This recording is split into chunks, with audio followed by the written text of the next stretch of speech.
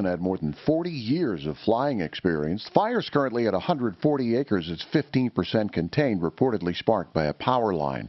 Second annual Cherry Creek Holiday Market opens today. The 37-day event runs through December 24th at Fillmore Plaza in the heart of Cherry Creek North. Features 30 local makers, including 15 food and drink vendors. Sports: Colorado Avalanche beat the Canucks 4-2 last night in Vancouver. That's the latest. I'm Pat Woodard. Now, Impact Traffic. From the DuckDuckGo Traffic Center. This report is sponsored by your local Ford store. An accident brought some power wires down, and this situation has shut down both directions of Evans at Platte River Drive South. So you want to take South Platte River north to Florida, then east to Santa Fe for your alternate through there. Now, Evans, westbound between Monaco and I-25, some road construction. I-25, though, traffic is moving along really well with no delay either direction. Fox 31 pinpoint weather, mostly cloudy and dry today, a high of 54. Tonight's low 17, and then warmer for tomorrow with a high of 64. Currently, it's 35. With your Impact Traffic and Weather, I'm Chris McLaughlin, 630 KHOW. Being holiday ready with Ford means you get great deals on America's best-selling brand of cars, versatile all-wheel drive SUVs, or built Ford tough trucks. The season is here along with the best deals of the year. Built Ford proud, price to sell, and only at your local Ford store. The art of granite, and more. Right now, quartz is popular, and he has all of the latest colors. He is fabricating quartz daily. The material is wholesale to you. Even the tear out and haul away is free. And the bathroom is free when you have the kitchen done. You can get prices on the phone. Just give him a call. Give him some measurements, send him a photo, and you get a price. Don't miss out on his special deals. TheArtOfGranite.com. 303-386-5919. That's 386-5919. When you're north of 65, in a lot of ways life gets easier. Menus have whole sections dedicated to you, and people start offering you their seat. By enrolling in a Medicare health plan through Kaiser Permanente, that easy streak keeps on going. Our high-quality health plans make it easy to access your health needs, often under one roof. So take advantage of all those senior benefits, so long as they benefit your health. Visit kp.org/Medicare to learn more. Kaiser Permanente, thrive. It's your chance to win $1,000. Text the nationwide keyword DEPOSIT to 200-200. You'll get a confirmation text and info. Standard data and message rates apply in this nationwide contest. That's DEPOSIT to 200-200. Yeah. Ripped off, bad news. You need advice so you don't have to lose. Come running just as fast as we can. Troubleshooter's gonna help the common man. This is the Troubleshooter Show. Now, Tom Martino. Hey, I'm Tom Martino, your troubleshooter, and I bite your calls as I do each and every day. 303-713-TALK, 303-713-8255. And, you know, we have a busy world, don't we?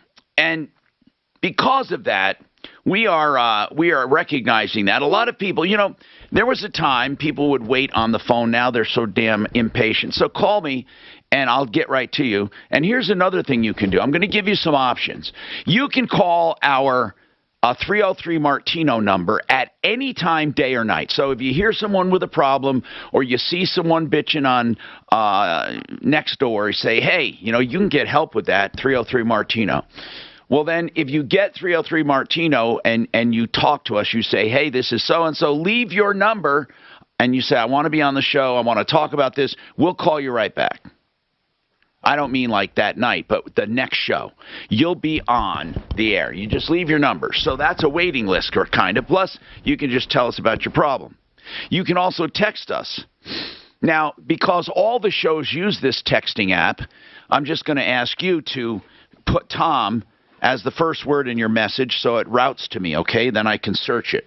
So text Tom and then your message to 57739. Do not put Tom in the actual 2 column. The 2 is the number you're texting, 57739. Then simply put Tom and your message.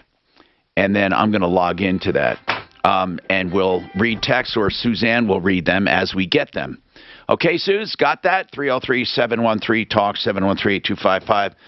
I'm going to go to the phones, and I'm going to talk to Colorado Pain Care, Sport and Spine. Colorado Pain Care, by the way, I got to know them when I had pain. And then I decided I love them, and I wanted to tell you about them. True story.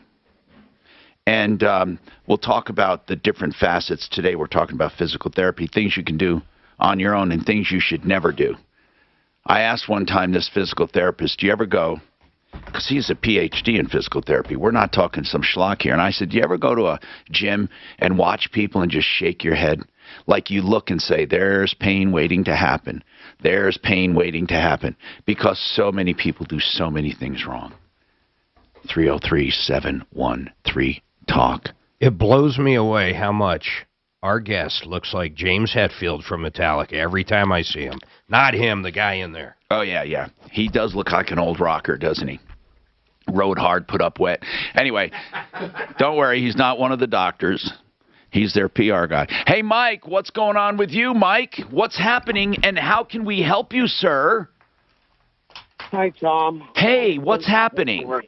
Well, my mom and dad have a rental property that they have owned, and they ended up selling it to their neighbor. And they had a contract made up of everything. The guy was supposed to pay X amount of dollars, and then at the end play it. Well, yeah, I mean, if they sold a house, of course they have a contract. The only way to do it is with an approved contract from the state. So did they have an approved real estate contract? Yes, they did. Okay, so there was an offer made and accepted and terms and conditions. Okay, tell me how they screwed your parents. Well, he was paying payments every month that they agreed on. Oh, wait a minute. Hold on. Now, your parents didn't just sell this to a neighbor. And by the way, was the neighbor renting that house first, or did No. Okay. Was this neighbor going to live in the house or use it as a rental? Yes, he was going to live in it. Okay. Did he move in? He has now. Okay. So when your parents sold this rental, did they use a real estate agent to do the transaction? You know, Tom, I'm not sure. Okay. And the reason I mention this, to people thinking of doing this with people that know each other, you can actually go and get this done by a transaction broker. For example, Frank Duran, the real estate man, I just want to mention this. As well as listing homes and for sale and helping you buy a home that's listed, he can also act as a transaction broker. That's where the people know each other. They want to get it done, and he simply facilitates the transaction. And in the state of Colorado, real estate people, brokers, have a limited practice of law when it comes to a real estate transaction. You can also go to a closing at a title company that can help you. The reason I'm mentioning this is because I assume your parents probably didn't do any of that. You say that he's not paying. Did they have an actual deed of trust and security agreement? Did they have a promissory note like a mortgage? Yes, and I believe that's one of the documents that I emailed you guys yesterday. Okay, I'm going to go look at it. So they sold the house on installments. And then what happened? How long ago did that happen? When did they sell it? It had to have been 8 years ago, maybe 7 or 8 years ago. Okay. So when did he stop paying? I'm thinking somewhere around 6 years. Or he paid up, which incorrectly, but he paid up until the last 2 years. And then he just quit paying. Okay, then why didn't your parents foreclose? Well, my father was sick and ended up passing away. So now we're trying to, with my mom. Okay, I'll tell you what. I want to get a real estate attorney on to talk about this. If you can hold, okay? Why don't you hold on that and let's get a real estate attorney. 303-713-TALK, 713-8255. Also, you can text Tom and then your message to 57739. Robert, what's going on with you, Robert? Are you there, Robert? Tom. Hey, man, what's going on with you, Robert? Hey, so about a month and a half ago, I bought a 2017 Dodge Journey used, of course, from Honda of Greeley, and I paid for it outright, like $14,500. Now, Mark, give him the spiel about Greeley and Longmont. Go ahead, about dealers. Just for some reason. What is it about? For some reason, every bad dealership in the world moves up there. No, up north, they're all up there. I think a better way of putting it is, of all the complaints, if you got all the complaints we took about cars, all of Denver and Colorado Springs, Greeley and Longmont generate more complaints. 90%. Is that unbelievable that two small communities can generate that much? There must be a sign, sleazy car dealers wanted. You know, come up here, we have plenty of lube. And I don't mean for the axles. Okay, now, what's going on, Robert? You bought this car when? About October 30th, well over a month ago. Okay. And and you wait. Are you calling about what kind of car is it, by the way? 2017 Dodge Journey. Okay, and where'd you buy it from? It was a Honda of Greeley. Okay, now here's what I'm going to say. If you're complaining about not getting a title, is that what you're doing? Well, I mean, not really a complaint. I'm wondering, it's how many days do I do? Now it can go 120 days. 120 days. Yep. And then what recourse do I have to kind of light a fire under the butt? Okay. Well, first of all, you're not going to light a fire in a month. You're not. You're not even going to light a fire in 60 days. And 90 days, you start thinking. That's when you start thinking. That's today's. I don't know what it is. By the way, I understand supply chain, right? I understand that. I understand all of that. And I understand employee shortages. I don't understand delays in titles. I have no idea why. It makes no sense. I think everyone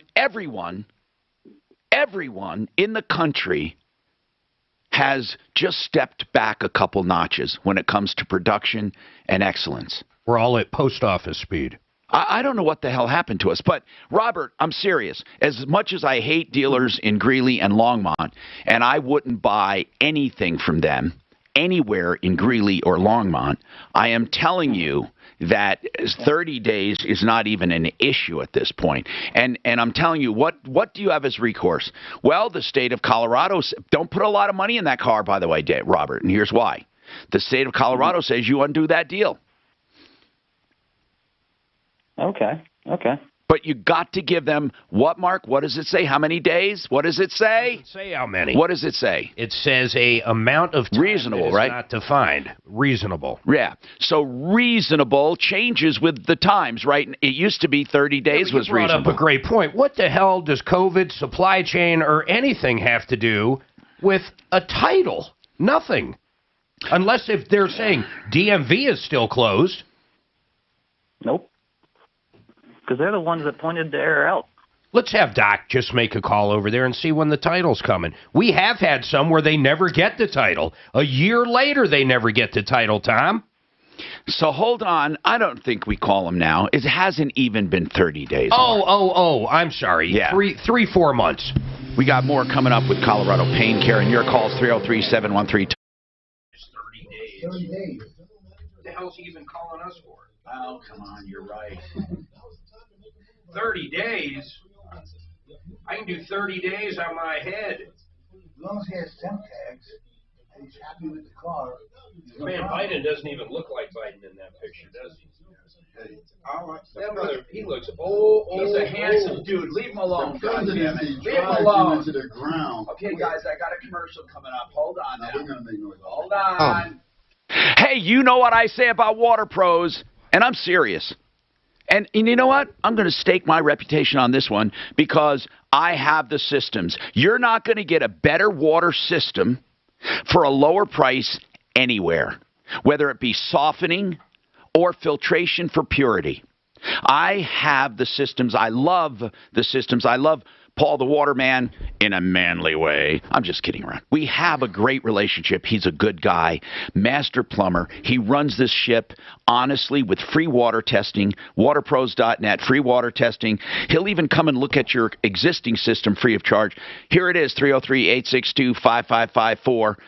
Under $2,000, fully installed, a whole house softening system. Other places start at $6,000. Waterpros.net, 303-862-5554.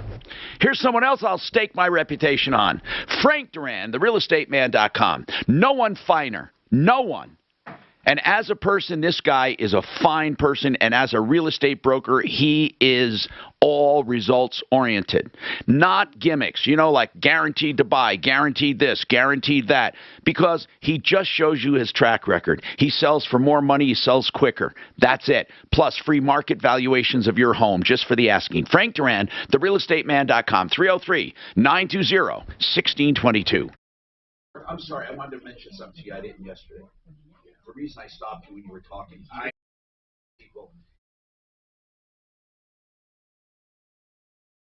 You did. How's that? Okay. The second you looked at me, I was like, I know. Because it does give people. I'm thinking of a more on the friend side. I know. Well, not only that, who wants to meet with a guy that's got, Have you had COVID? Have I had COVID? Anybody in your office? You'll get it soon. Not that I know of. Anybody in your office? Yeah. Are they all vaccinated? I know so many people that are, like in the past month, man, it's crazy. More now than any time last year had. I mean, it's spreading like wildfire now. It really is. It's just got to be a fire, man. And I don't want any mandates at all. And I am convinced that my immune system is strong enough to ward it off because of what I do. But I still got vaccinated just because. You're going to get it, though. I just got vaccinated. And then I had the booster because I just got scared into it. I did. And however, I think it should be everyone's choice. Now, I have what I think is an awesome immune boosting system that I do with supplements, but I just did it. So the unknown. I did it as well. I told you it's my army theory. I don't know if I was your age, I'd do it. But it's army theory. You have to. If you have 2 million viruses. He's not going to go to you a have concert. 2 million viruses coming at you. I had to show my 5 million antibodies last week. That's what I mean. And it's getting stricter by the day. That's what we do, though. I disagree with natural immunity. Except I don't know if in the vaccine they add more strains than the one you got. I don't know if they do. No, they don't. Not in the. It's COVID-19. Well, then I'm just talking about numbers.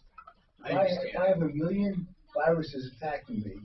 I don't want 100,000 antibodies. I want 1 million antibodies. You're assuming it gives you more protection if you had it and you get the vaccine? I would argue with that. What I'm saying is, the more antibodies you have, the more virus particles you can fight off. To me, it's a matter of numbers. This guy right here in this deed or in this note, it says, boom, if any payments are missed, the entire amount becomes payable fucking now. I mean, why didn't this guy foreclose? I don't get it. Thank you. Well, this is straightforward shit, man. Send Brad that's the sale doc. Brad, I missed it. Why didn't this guy? Why isn't he What do foreclosed? you think? Don't different numbers? Well, do you know? Antibodies versus the vaccine. Tom, you know why he's not foreclosing? So No The idea. more antibodies you have. the mom's that, there. so that is possible. By the way, here's what it says everywhere on the internet. What is vaccine? It says hold in one with an apostrophe. Oh, no, did you look in the dictionary? We'll talk about it when we get along, and let's not talk about it. So what were you going to read right there? The immediate thing it does. Oh. Hey, Doc, everywhere on the internet, everywhere, you can't catch the same virus twice. You cannot. Of course you Absolutely cannot. Otherwise, they said we would have a smallpox. smallpox epidemic right now if that was the case. Everyone would have to get smallpox vaccine Every 2 months. I mean, the same with tuberculosis, the same For with whatever reason, the same with vaccination polio. is not doing the same thing natural immunity does. I don't know why, but it is not But why working the is same it? way. And I'll tell you what. Listen, here's something they have wrong. Maybe the virus No, got smart and no, says that's the fake shit. I'm telling you that the vaccine is doing its job. I'll tell you the problem. It's mutating. The virus is mutating. Then why do people that had it not get another kind of it? Well, I think you can get another kind of it. Well, it hasn't happened yet. There's people that get it a couple times. They're getting Mark. There are people who have the Delta variant. Hi, Tom Martino, your troubleshooter. By the way, RealCBDThatWorks.com. Today is Anti-Pain Day with Colorado Pain Care. I don't know. By the way, a Panacea, and I'm not going to try to hoodwink these guys on the air. Panacea says, I want to talk to Colorado Pain Care because I know they don't like doing a lot of heavy drugs and they're really good at what they do. I'd love to talk to them about CBD. By the way, RealCBDThatWorks.com, and it's natural anti-inflammatory, and these guys do the best job. It's really, I call it organically grown. I'm not sure if it's technically organically grown, but they control it from seed to sale. RealCBDThatWorks.com. Here's the message. 30% off Tom in the promo code. They make great stocking stuffers in all forms, including now an eye balm, what do they call it? What do you call the eye things? Eye drops? No. Suze, what do you call the eye serum? That's what they call it, serum for the eyes. Take out the puffiness and all that. RealCBDThatWorks.com. All right. Kent has – now listen, this house thing, Mike, we're looking at the paperwork. So is our real estate attorney. We'll get right to you. But, Kent, as far as this car repair, all right, let's talk about this, okay? Not car repair. No, this is a new one. I'm sorry. Go ahead, Kent. What's going on with you? 303-713-TALK. What's going on, Kent? So I have a 2018 Chevy Duramax 2500. That's a nice truck, man. Well, okay. I mean, what don't you like about it? Well, let me get to the service part, okay? All right. On November 1st, I was driving it, and the emission system light came on the dashboard, or text code came across, see owner's manual, and then it said X miles until 55 miles an hour speed max. So, that was on the weekend. I believe that was a Sunday, yeah. On the 31st, I took it into dealership. So wait a minute. Monday morning. So you got that light on the 1st, and you waited to the 31st to go to a dealer? I'm sorry, I put it in the dealership on Monday, November 1st. I'm sorry, Okay. Gotcha now. Gotcha. Okay. Okay. Got it. They, like most people, they're backed up. A lot of stuff's going on. Yeah, we're trying to figure out what that is. Everybody blames the supply chain, but we got some kind of problem going on in America. I don't know what it is. It's some kind of attitude pandemic or something, a lazy demic. I started calling them a couple of days later, and they told me the error code doesn't match what they're seeing, and they're going to take. So let's speed to the part where you have an issue. Okay, so I picked up the truck on Thursday the 11th. Okay, so they had it 10 days. What happened? Drove it about 250 miles, and on November 14th, I was driving the truck, and I got the same error messages. Okay. So I called the dealer back Monday morning, the morning of the 15th, and explained to him what had happened. Sure. How much did you pay for that first repair? Well, it was under warranty. Oh, okay. They did some other warranty work also. All right, so where does it stand today? I mean, we don't have to know about how many. You can tell me in general, how many times did you go back? Once.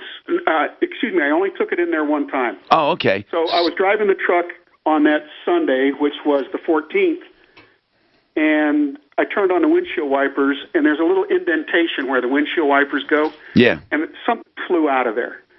And I couldn't stop because of the traffic, and the truck wasn't running very good. But I finally pulled over, and there were tools. I'm guessing there were tools left in there. Did anything damage your truck? No. But there was a screwdriver stuck in the windshield wiper. Okay. One of those little instrument screwdrivers. Yeah. So between that and I'm having the problem again, I said I'm not going back there. So I took. Well, I don't blame you. You wouldn't want them for appendicitis either. But so then what happened? I wouldn't want them for a head cold. Yeah. But anyway, I went to a different dealership, and so the first diagnosis was that the number 4 cylinder fuel injector failed. So. Okay, here you got to do me a favor, Ken. You got to do me a favor. It's not that I don't want to hear the blow by blow. I want you to go to today and tell me what is the problem today and work backwards. That's how I like it. What's happening? So the number 4 fuel injector wire was arcing, after it was repaired by the first dealership. Okay. So I got it at a different dealership. I called the original dealership and asked them what they were going to do. Yada, All right, yada, but yada. here's what I need to know. The second dealer told you the first dealer screwed up, right? No, they were very diplomatic and just said, yeah, it's there's arcing across the number 4 cylinder. Okay, and that was, but here's what I need to know. The arcing, did they cause that arcing, or is it just something that happened? I believe they caused it. Well, you believe that, but why? That's the fuel injector they replaced. Okay, then that's logical. Next thing I want to know, did the arcing cause damage? Not to my knowledge. Okay, did the second dealer fix the arcing? It's sitting there waiting for resolution. Well, what do you mean? It's a warranty issue, isn't it? No, it's a non-lubricated part not covered by the warranty. It's about a $600 repair. Okay, so you want the first dealer to fix it because you say they broke it. That's right. Okay, I'm not okay. I mean, here's the possibilities. The possibilities is anybody moving it would have broken the seal or something because it's how old is it? It's I know what year it is. It's an 18, but how many miles on it? About 80. Nah, that shouldn't happen. Okay, so what does the first dealer say? Well, he won't call me back after promising everything on Monday the 15th. He was going to take. All right, we'll call him. Yeah. But what's the name of the first dealer? Fowler Chevrolet. Fowler? Fowler. Yeah, where is that? I've heard of them. Broomfield. Yeah. The guy's name is Tim Machuca. And Tim is what, service manager? Service manager. Okay. He might be struck by the stupid demic. Because the country's going through a stupid demic. A stupid demic. And it's a lazy demic. We have a lazy demic and a stupid demic. It's not just the supply chain. Now remember, folks, you heard it here first. Just like I invented the word, and I have it on tape to prove it, perceptionomics. When people start feeling things are going into the crapper and they hold off on buying and doing all that, then the economy follows. Perceptionomics. I also coin now lazy demic and moron-demic or stupid-demic. That's what we have right now, a stupid-demic and why is that? What happened? It changed overnight. Maybe we should have a million moron march on Washington because it wouldn't be hard to get them together. We can all go complain about nothing because at least here's would be our champ. A million moron march on Washington. At least it ain't Trump. At least it ain't Trump. See? Because life is wonderful because Trump's gone. At least it ain't Trump. A million moron march. This is Denver's Talk Station with Tom Martino. What are they getting better? No. Did we go from 28 to 29? He would go on saying, Joe's at 36 now. You got a stupidemic. What was the other one? A lazydemic. Stupidemic, lazydemic. And the moron-demic I don't like. It doesn't roll off the tongue. So stupidemic. Did you say his rating was 36? All right. National poll. Don't watch a whole lot of news. I get up to date when I come in here with y'all. I like the million moron watch. That's a good thing. And that's part of why I don't watch the news. I just God, do you know that, seriously, CNN spent a day of coverage saying that the Virginia elections and what happened, it wasn't just Virginia, but some other states, just white lash. No, they went out of their way to say it wasn't an approval of Trump. Oh, and it wasn't probably, but it was definitely not an approval. He didn't have Trump out there really stumping for him, but he didn't diss him either. Yeah. Is it stumping or stomping? Hey, let's talk Joe Lazzara. Why would we talk Joe Lazzara, a criminal defense attorney? Because this is the time of year, 'tis the season to be moronic with drinking. People at the office have a drink. They go out after work for a drink, and you may have one too many, and then you end up in trouble.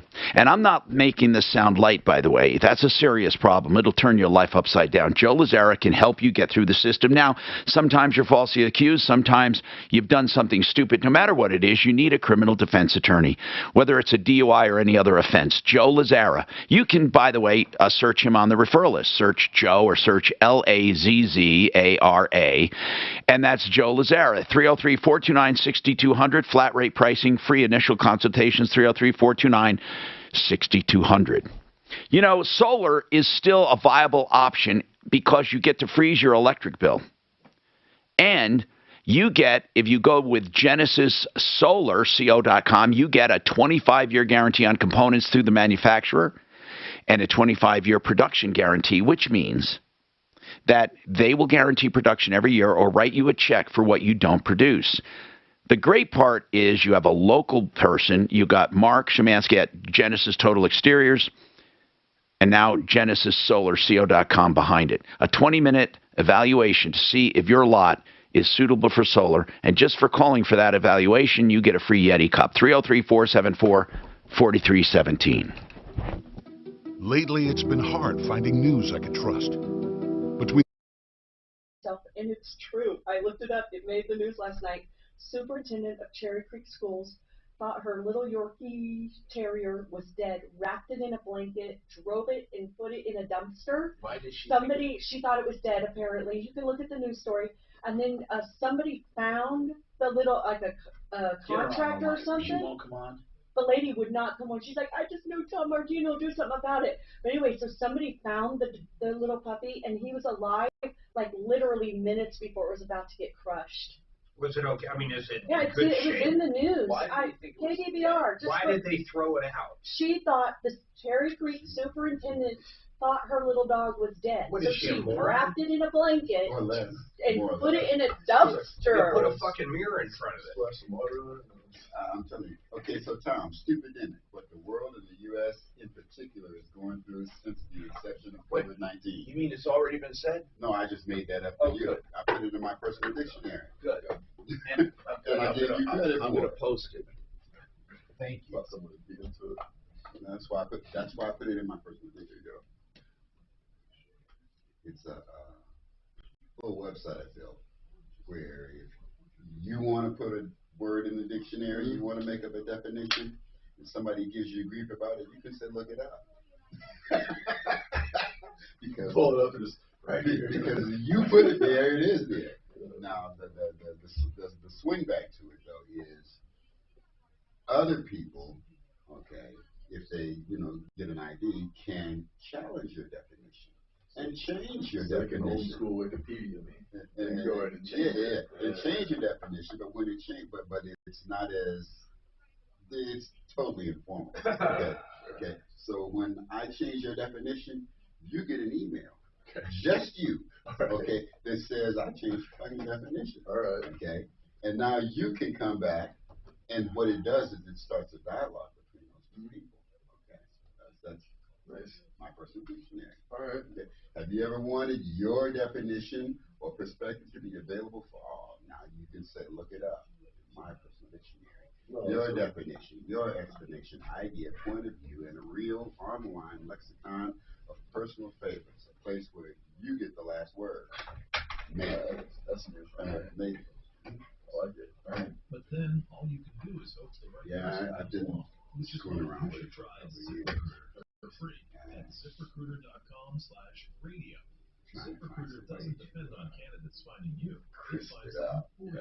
Its powerful technology identifies people with the right experience and actively invites them to apply to your job. You get qualified candidates fast. I don't know about you guys. I've screwed a lot of stuff up, but I never throw my dog away on accident. No, it sounds like bull. I'll tell you what it sounds like. She got caught throwing a fucking puppy in the goddamn thing. Did she accidentally throw some cats in a bag in the lake? I was thinking, I was like, oh, that's a nice gap right there. No, and then she got caught. And this woman's teaching kids. so she put it in her dumpster. And just before it got crushed, somebody found it. Now, was it a puppy? Suzanne sent me the link. I got it. So it was little.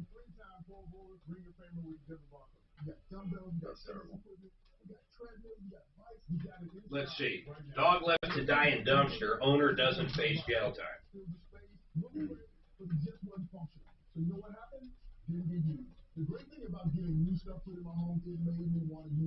The owner of the terrier.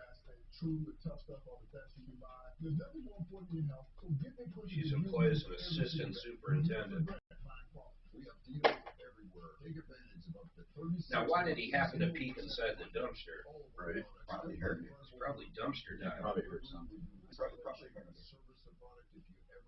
He rescued the dog with a coworker about an hour before the truck arrived. Yeah, Well, here we go. Miller told the problem solvers the dog, it was not crying. He made no sound when he saw it sitting on a blanket above a pile of trash. So they just laid it right on top. Hi, Tom Martino here, Troubleshooter 303. 713-TALK, 713-8255. We invite your calls. And we'll be talking to Colorado Pain Care. I just want to get this attorney on right now because his time is limited. Brad O'Brien, he's a real estate attorney on our referral list at referralist.com. And it has to do with an owner-to-owner sale. And I always recommend against them, or at least have an attorney bless the paperwork, have a title company or somebody do this, even a real estate broker, a transaction broker. But Mike, his dad sold a house, or his parents sold a house to a neighbor. Apparently they had a promissory note and a deed of trust. And really a trust deed basically says, we trust you to pay, and we have certain terms and conditions, and if you do, you got the deed. And then it's backed up by a promissory note, which is also a security agreement, or you get a security agreement saying basically you're going to foreclose if they don't pay. But I didn't look over this paperwork, and I'm going to ask Brad O'Brien to do so, or Brad did. And again, we're not going to give you legal advice, Mike, on this. Brad is just giving you his first impression on what he would do. So I want to make that clear that he can't do that without talking and knowing all the circumstances. But Brad, in general, we run across this all the time, and I'd like to just in general go over that. In a properly secured real estate transaction where the seller or lender wants to be secured, there's a deed of trust and a promissory note. Now, is the security agreement built into one of those, or do you have a separate security agreement? Well, Tom, the deed of trust is a security agreement. It secures the promissory note. Okay, so in this case, they have a deed of trust and security agreement, and a deed of trust and a promissory note, right? Yes. Well, the guy stopped paying 2 years ago, and from what I read, they could have foreclosed a long time ago. Is that what you read?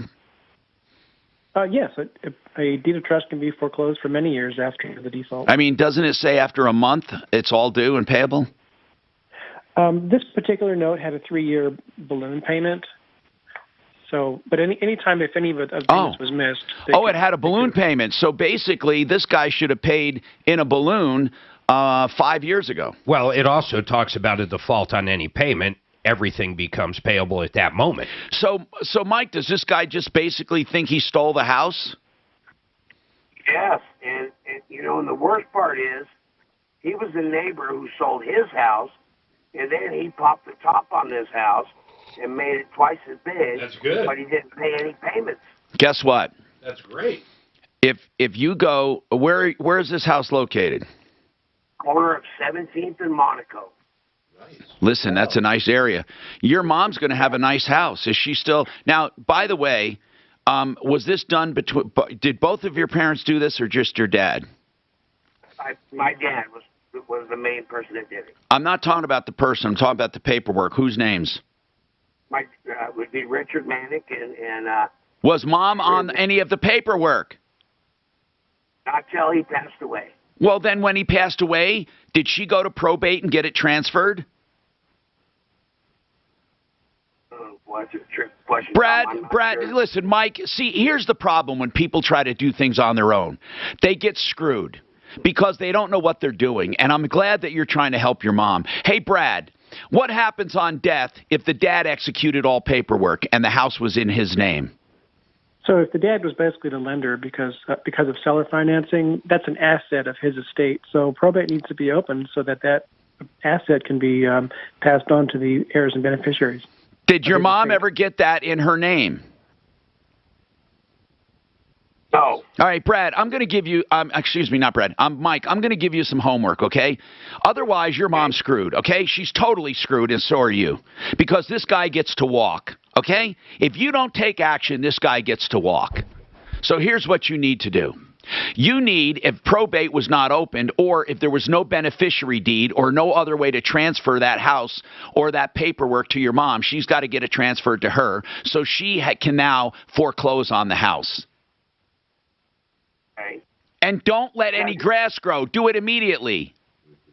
Well, because they were telling her or us that we're going to foreclose. Tom, there was a name of something. It was called a. Wait. Who told you? Mike, who told you they're going to foreclose? The lawyers that my dad had hired originally. Told who? They're the ones you pay $100 a month. You have a problem, they kind of. Listen, Mike. Was this house paid for? Yes. Okay, good. Mike, just do what I said, please. Please hire an attorney to get the paperwork transferred, and then hire an attorney to foreclose immediately. Absolutely. Okay, that's what I thought. And they were saying that they're going to foreclose, and then the house is going to go up for auction. Okay. I don't even know what you're talking about, Mike. Who said they're going to foreclose? Your attorneys that you hired? Yes. Okay, why didn't they do it? They said something about he had a right of curement or something. Well, guess what? Foreclosure changed a lot, okay? Brad, talk about foreclosure. And first of all, when the house goes up to auction, you go in and put in a bid for what you're owed to assure you're going to get paid every penny. Otherwise, you get the house back. Do you understand that? Did they explain that to you? Probably not. Did you use a real estate attorney or some dumbass? What did you use? Yeah, dumbass. Okay, that's what it sounds like to me, a dumbass. Are they still working for you? Oh, not now. I'm going to find a difference. How long ago did you hire the dumbasses? It was one of them like Zoom laws. Oh, yeah. Okay, listen, do me a favor. The next call you make should be to Brad O'Brien. I'm not kidding you, by the way. Get this thing done or you're going to get screwed. What is the procedure now, Brad? What is the procedure of a foreclosure and curement and all that? In a normal residential foreclosure, just roughly, what's the procedure? Well, they in residential, they get a 30-day notice before you can commence a foreclosure. And then you commence a foreclosure, and that usually takes 3 to 5 or 6 months. But is there still a period, or is it? I heard it was a judicial foreclosure. You no longer get that cure period. No, this would be a public trustee foreclosure because there's a deed of trust. But this note came due in July of 2018. Okay, so is there after the foreclosure? Is there a cure period? No. The borrower has an opportunity to cure before the foreclosure sale, but afterwards there is no cure opportunity for a borrower. So, you see, your dumbasses gave you the wrong information. Brad O'Brien, thank you very much. The phone number is 720-370-7388. Thanks. Oh, thanks, man. Thank you. They do not know how to listen at all. They can't. Oh, I spilled the rest of it. That's good. See, I wanted to spill all of it. There. I did. Now I got all of it. It's not possible. Just went and got the other half. And then it went on my fucking blue jeans. Oh, well, at least they're dark. Yeah. And these are the only blue jeans I have for the weekend because Stephanie's gone. Oh, no one did your laundry? Well, I just took one with me for the house. Oh. I'm happy to go to the stores. That scared me. You go and buy stuff. I'm hurting, Doc. Are you good? You could have put a lid on that. Maybe you did. Hey. Thank you. But not fires. Somebody needs to duct tape your fingers. Thing is, all my sins are caught on fucking tape. More of other spectacular New Year's Eve celebrations. You are sure to make memories that will last a lifetime. All right, there's two things I want to tell you about. And they all involve insurance, and it's really important. First of all, health insurance. Don't try to buy health insurance alone. There's no reason to. You'd be an idiot to do it. You can get Integra Insurance to help you, and it won't cost you an extra dime. It's open enrollment. Let them go through it all. I tell them what I need, and they go and find the best deal for me. In my case, it was Medicare Supplement. For you, it could be just a health insurance policy. Integra Insurance. Good people who know what they're doing. Health insurance made simple and smart. I urge you to call them.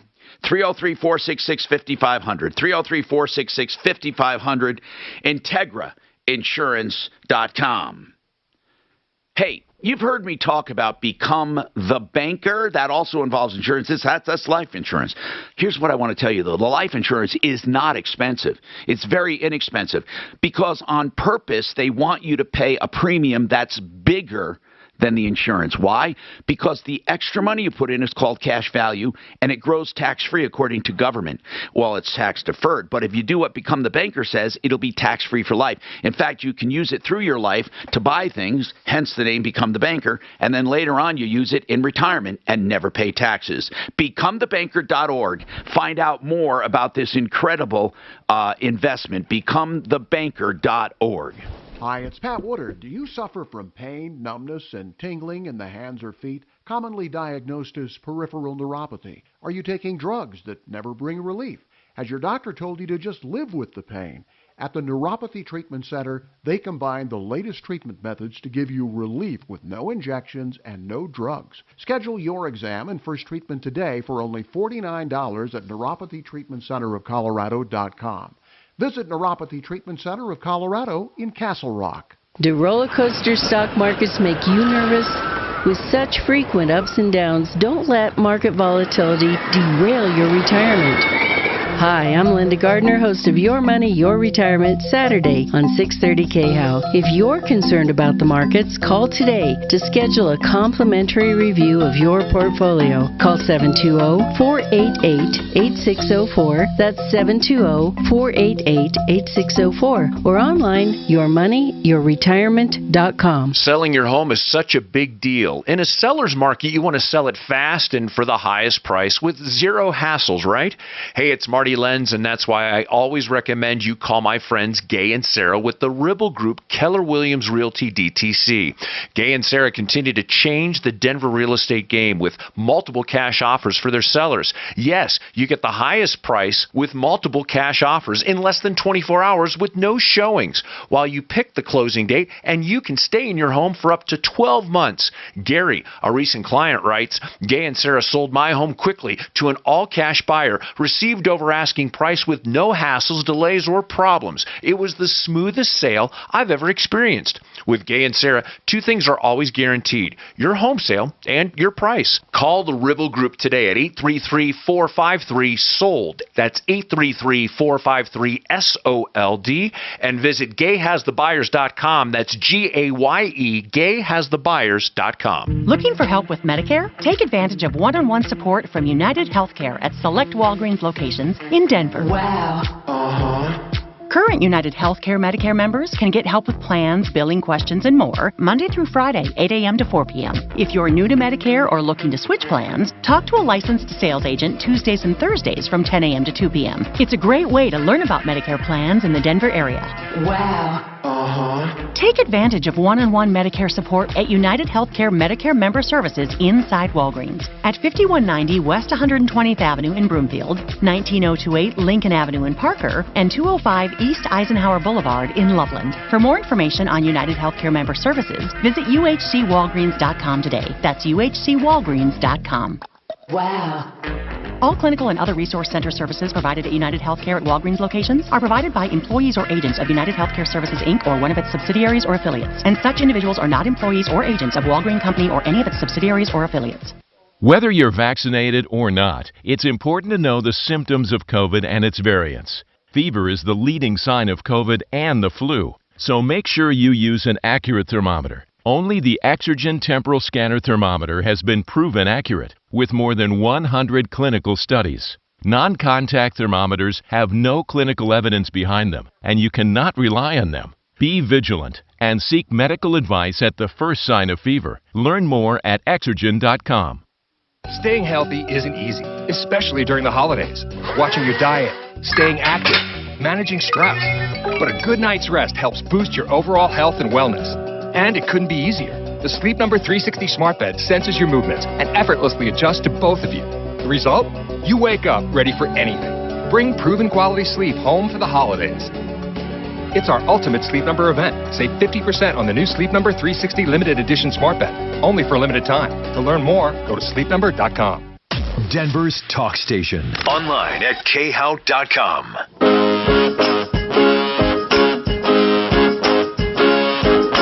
Hi, Tom Martino here, 303-713-TALK, 713-8255. Don't forget realcbdthatworks.com. I can't stress it enough. If you're looking for a stocking stuffer, realcbdthatworks.com in all kinds of forms, pills and tinctures and eye serum and chewables for pain, inflammation, and for anxiety even. Now, we have an update on this dealership with Kent. Kent, yes. You had called earlier, and you said your 2018 Duramax, you took it in for repairs under warranty. The dealership left some tools in there, and you believe it also caused some spark plug wires to malfunction or to arc, and it's going to cost you $600 to repair. And you were dealing with Tim over at Fowler Chevrolet. And then what happened, Deputy Doc? I called and left a message, and this is news to me. I called literally 5 minutes ago. So what happened, sir? Tim called me, asked me where the truck was. I told him. Asked me how much the repair was. I told him. And I reminded him that he said he would make it right and take care of things on Monday. He said he was going to stand behind that, and he would call the other dealership and authorize the repair. Wow. I just wanted to say, I mean, he hadn't... Good job, Doc. That's good, Kent. That's really good. What, no dinger? Yeah, you're right. He deserves a dinger, man. So I haven't used my dinger in a while, so please excuse that. But I will use my dinger. Angie, can you turn the volume up on my dinger? I'm going to need all the help I can get here. And here it is. Okay, come on now. Why does it take so long? Oh, never mind. That's a whole explanation within itself. Listen, everyone says the dinger's getting old and tired, but at least I can use it, right? That's the important thing.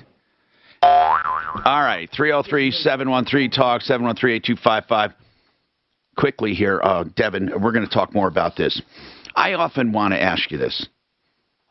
Let's say something and I don't mean this literally tired of seeing, but something you're tired of seeing, something that you see and you think, oh my God, if I could just get a megaphone and stand on Pikes Peak where everyone could hear me, I would say, don't do this. Is there something that you see that, I'm not talking about everyone, obviously you help people all the time with different things, but is there something that in general people do wrong? Just do wrong, for God's sakes, and you just want to tell them that. Simply, yes. Okay, get close to that mic and tell me what it is. Tell me, if you could have your megaphone, what would you say? I would tell people to respect their pain when they're trying to take care of their body. Now, what is that? So, in other words, they work through the pain and get worse when they come to see you. By the time they come to see you, they're worse? Yeah, most people I see could have come right away and had a short resolution to their issue, but they usually wait until they've reached a chronic state of 3 months to a year, more than that. And I get to look back at their timeline and think, well, this started very simply for you. But now we have other problems that you've developed because we haven't intervened on the original issue. Start to affect other parts of your body. Oh, okay, I get that. That's pretty self-explanatory. But is there any part of the body that people abuse all the time? And we're not talking about abuse as in like on purpose, people sick. I'm talking about like just things they do not knowing. Sure. The easiest one is the spine. Anyone with a spine problem thinks about that exact location where their pain is, but they don't think about the other things that may lead to making that worse. Is spine responsible for about 80% of your physical therapy? at least. At least spine. Yes. Because everything emanates from the spine, right? Yeah. Except maybe a knee, right? I mean, knees and... Well, the easy way out is to say it's all connected, but Yeah. someone needs to be able to explain to you why it's connected and why interventions are important. So we see a lot of patients with spine problems who start to develop leg problems or arm problems. Is the secret in mobility? It's mobility, but it's proper mobility because we're all different. Okay, so if you can't move because it hurts, you don't just work through it. You find out why it hurts. See an expert and find out why you can't move. And then you can work through that. And then you get back to moving soon. We're going to talk about that and more coming up. This Zach thing's killing me, man. Zach wants to talk. Lou wants to talk about Best Buy warranties. We're going to talk about this horrible, horrible, horrible dog story with a superintendent of schools who threw out her dog in a dumpster. Alive. And then it was found. This holiday season, give your family... You want to hear something even worse? The fucking dumpster, they drove 32 miles away to throw it away, so they wouldn't get fucking caught. Wait. So I think that's the answer he was looking for. They should be arrested. What you can do straight up animals. It is beyond. Think of that poor dog getting squished by a fucking trash truck. I'm just talking about what's legal and what's not. Suzanne should have said Fox 31. Hey, Mark, I'm just talking about what's legal and what's not. That's animal cruelty. You said you drove 32 miles. Is that right? All right. They pled guilty to neglect of animals. Oh, they did? And dismissed the other 2 counts. How long ago? July 27th. So this happened. They were summoned on 3 violations. Yeah, the story just broke, though. I don't know why so long. The 3 violations: abandoning animals, neglect of animals, and cruelty. So should she lose her The job? prosecutor agreed to let the couple plead guilty to neglect of animals and dismiss the other 2. Should she lose her job, Bob? They made a $5,000 contribution to Rocky Mountain Yorkie Rescue. So what I got to do to get in and see you guys? $1,000 in restitution.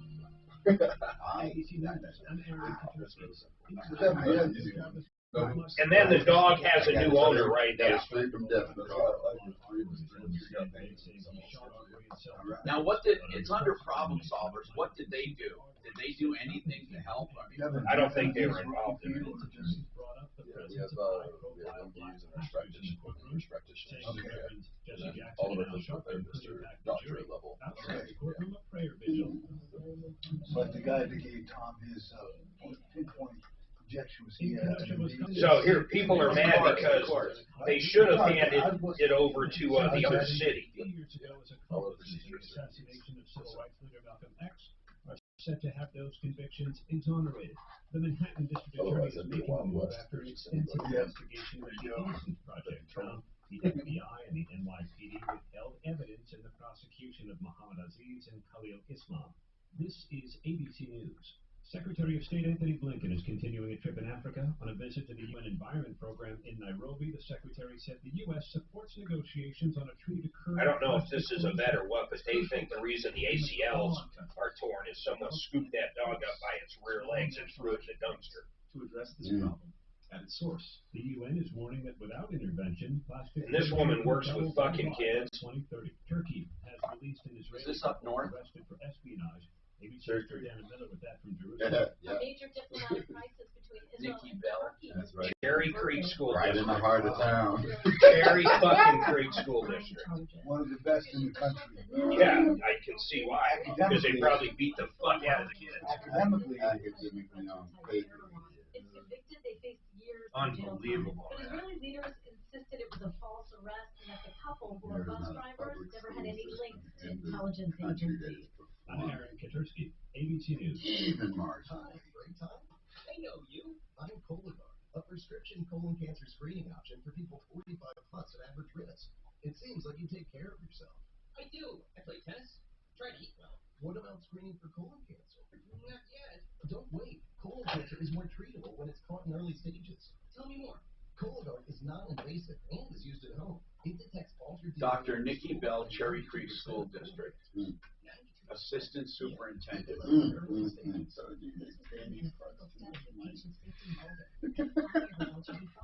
so my question is, should they fire her? No, okay.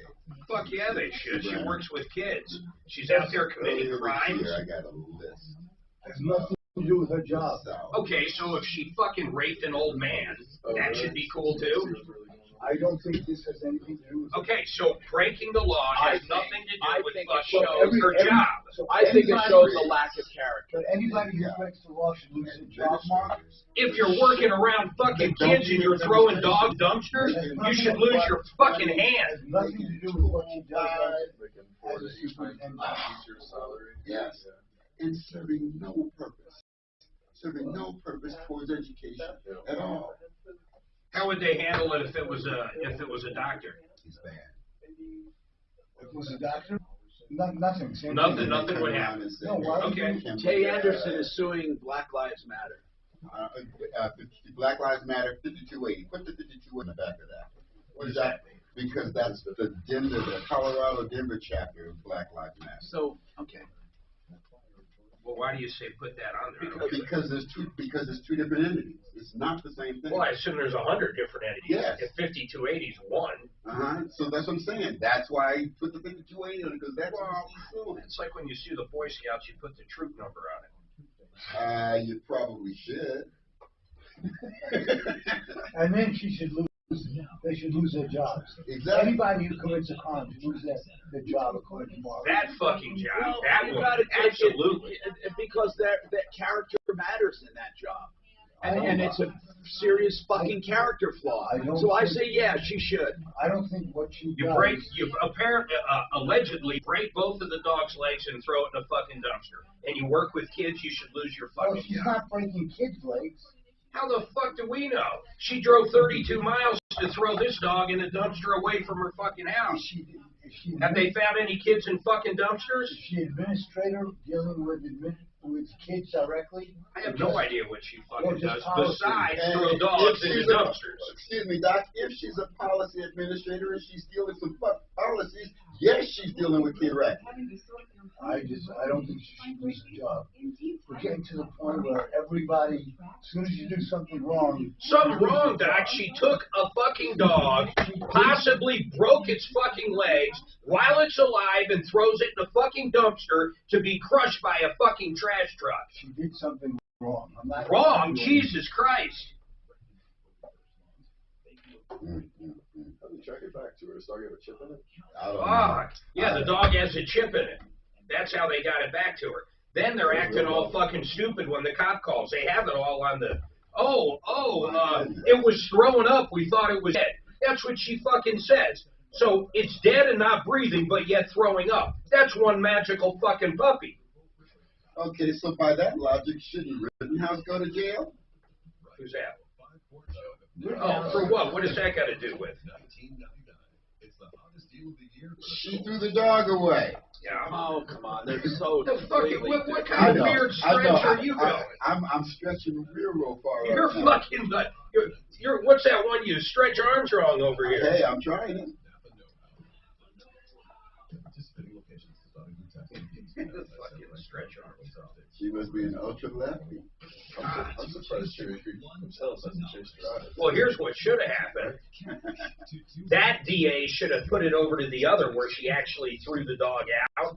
Cherry Creek is the one that gave her the $5,000 get out of jail. They should have turned it over to the other one and went after the fucking felon. Mark, send me your lives when you get a chance, please. I already, because you didn't want the one. I'm going to convert him into whatever her name is. Nikki Bell? Yes.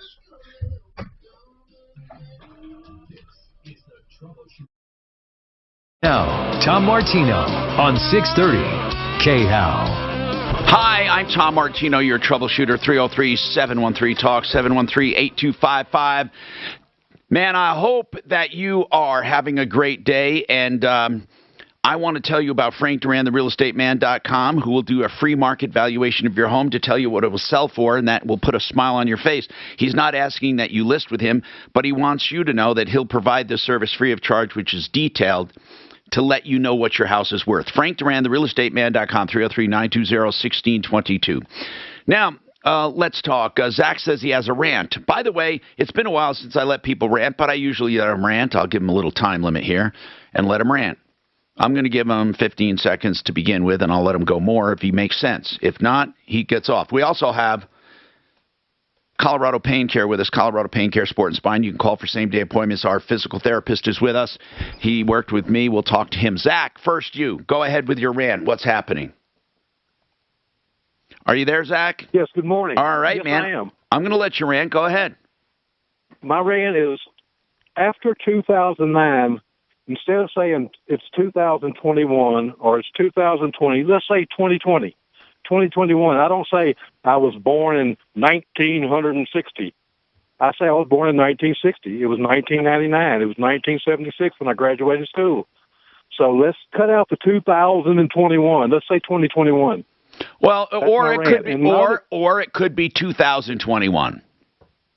Well, that's just. Do you say you were born in 1942? No. First of all, the you say I and. was born in First of all, just for 1942. people to know, and is improper when stating a number. People think and is, by the way, a decimal point in English. When you use stating a year. No, I know what he's saying, but the and part we don't use no matter what. So it's either 1986 or 1986. They're both correct.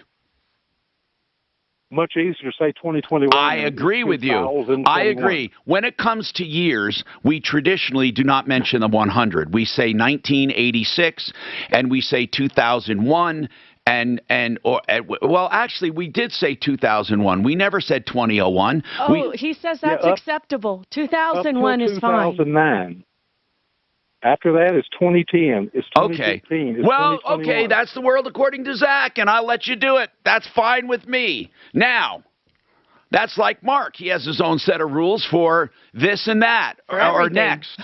Everything. No, but for this and next. Okay, for example, hold on. I want to state this accurately. We had a discussion one time on days.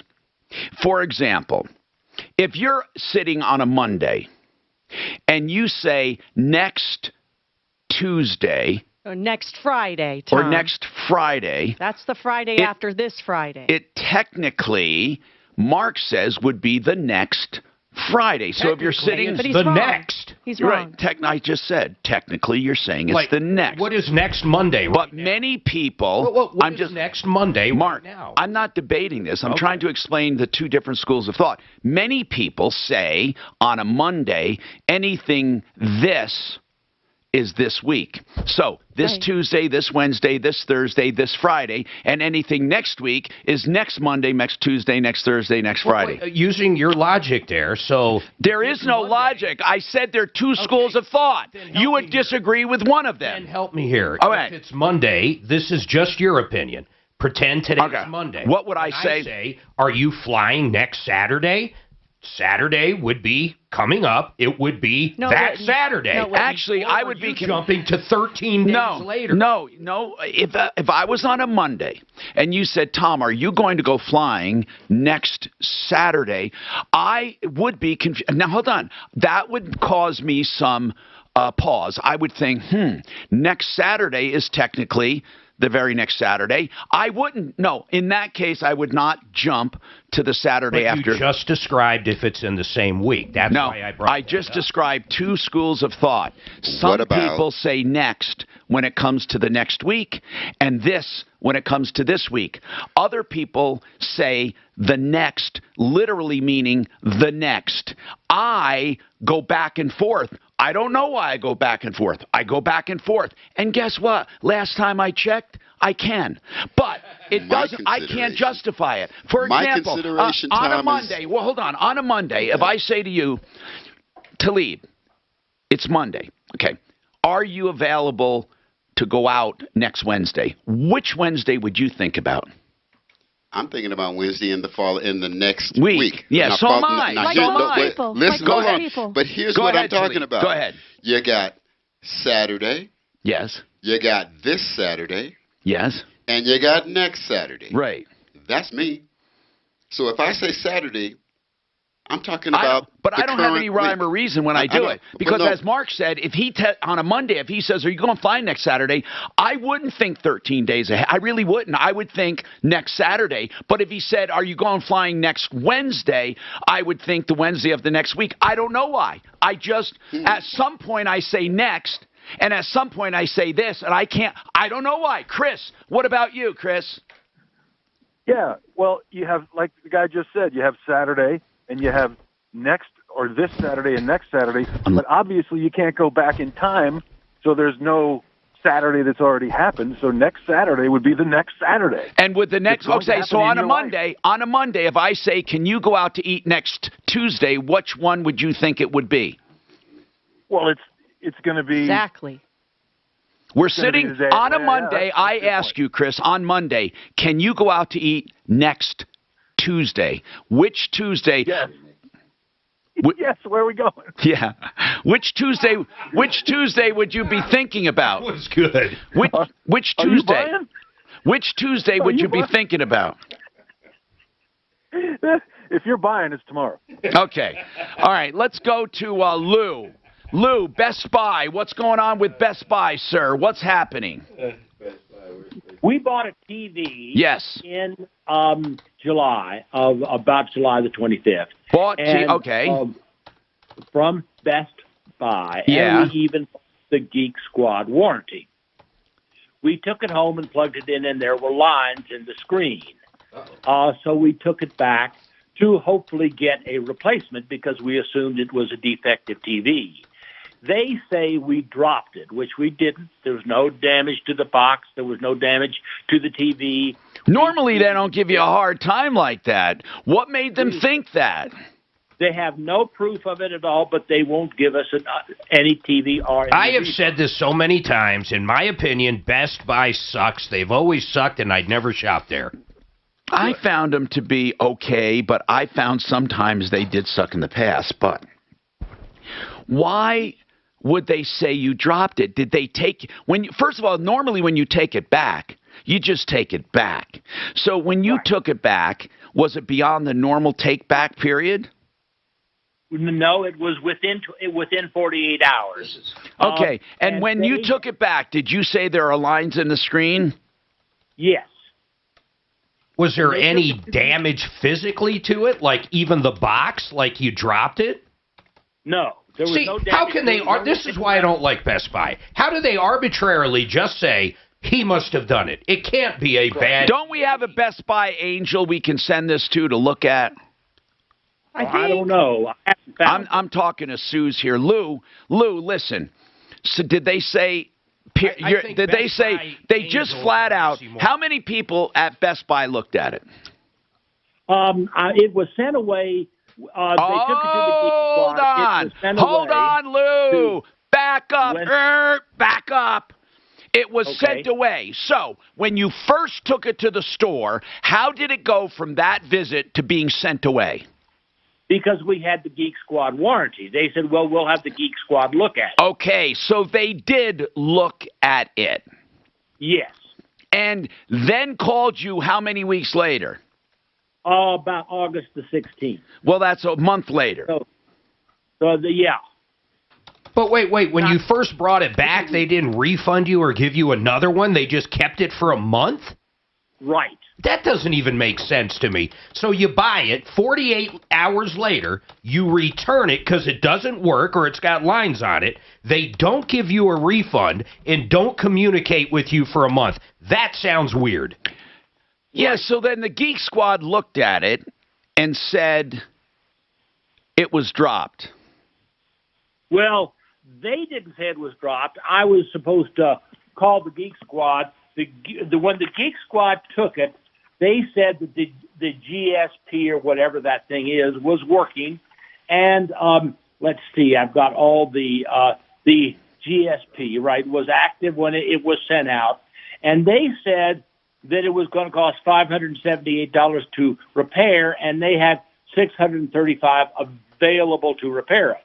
But they still refused to repair it. Now, I don't know why they would spend more to repair it than it cost, but that's neither here because nor there. They're claiming owner abuse, right? Right. Well, how do you argue with that? Well, their warranty says if you buy something and it doesn't work, they exchange it. I mean, I think really the burden is on them. The burden is on them. You're right. This is absurd. All right, so let's call Best Buy. How much is this TV, man?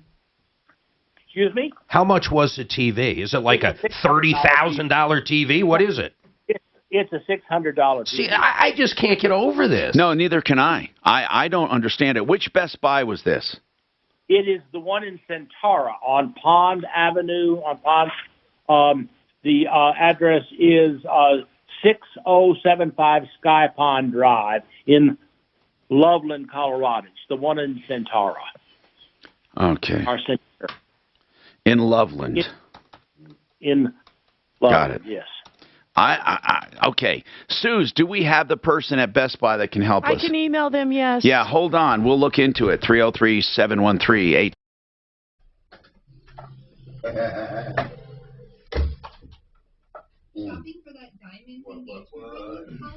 laughing at this Tuesday, at Monday, Tuesday, next Tuesday, and Wednesday. You left out last Thursday. Do you think? Well, do you think it's regional at all? What? I think a lot of colloquialism, but definitely regional. I mean, well, someone said to me next Saturday, it would be the Saturday after this Saturday. It'd be the Saturday following whatever Saturday it is. Right. Okay. And I'm not saying it's correct or incorrect. I'm just saying that's how we use the term. That's how my brain sees it. Yeah. But your brain doesn't see it depending on what day you're using. Well, if you wrote it down, my eyes. If I said, are you golfing next Tuesday? You're saying you're literally thinking 14 days or whatever. Yeah, as opposed to this. Well, I'll never fucking ask you. Let's talk, okay? We need to talk about Estate planning. If you have any kind of wealth whatsoever, you need a will. Some of you need an asset protection trust. Some of you need more. Or how about a beneficiary's deed? So the house is seamlessly left to someone without even going through probate. Whatever it is, Blake Harris can help you. Here's the message about BlakeHarrisLaw.com. Ask your questions. No charge. He'll charge you flat rates for whatever you need, and he'll go over what you need. BlakeHarrisLaw.com, 833-ASK-BLAKE, 833-ASK-BLAKE. Here's a simple way of doing business. TheArtOfGranite.com. Mitch Floria will quote the job on the phone, and it'll be pretty damn close. What does the Art of Granite do? Well, first of all, they do countertops of all kinds, not just granite, any kind you want, man-made or natural stone. They also tear out and haul away free, and they do the bathroom free when you do the kitchen, and all materials are wholesale. So call for your price. TheArtOfGranite.com, 303-386-5919, 386-5919. Have you still not refinanced your mortgage? Well, soon you might be kicking yourself in the head. Rates are at historic lows, so take it. I mean, wait. Today is Thursday. Yeah. So next Thursday will be a week from now. That's completely against the logic. No, because it's always, the next one will always, on the same day, will always be in the following week. On Wednesday, next Wednesday will always be the following week. Exactly. Yeah, but he's saying 2 weeks if you say next Wednesday. That's what he just said. No, if you said to me, let's go like next Wednesday would be right? Would be the next week. I would say it's coming. It'll be the 5 days from now. Okay, so on Monday, if I say let's go play golf next Saturday, you would go 2 weeks. Yes. Okay. I don't know how your brain does that. Mine does that too. But Tom, we're not saying that it's correct. It's just how we think, how we were brought up to use those words. Next means the next one to me, unless it's tomorrow.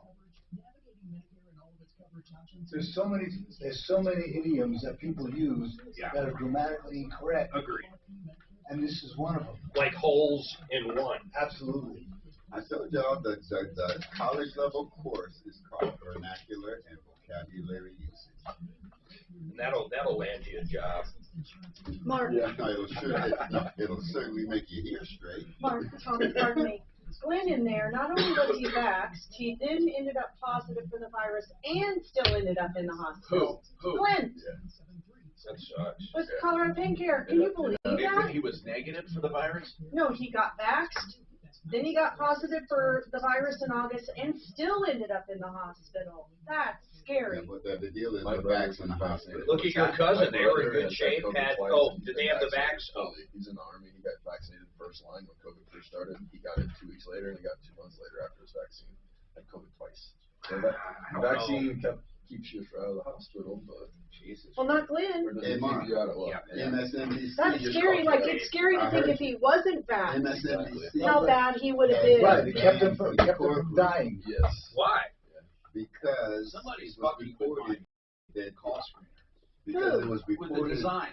I honestly. I don't mess with it. No, I know you Look don't. how it's messed up. No, it's too wide. This thing was way too wide, and I don't know how it does that. I mean, they're not in the courtroom. They're Well, I think I can look at it differently than you, right? I can't edit columns like that. I know for sure. That won't work. Witness Judge bars MSNBC from the courtroom after MSNBC person accused of following the jury bus.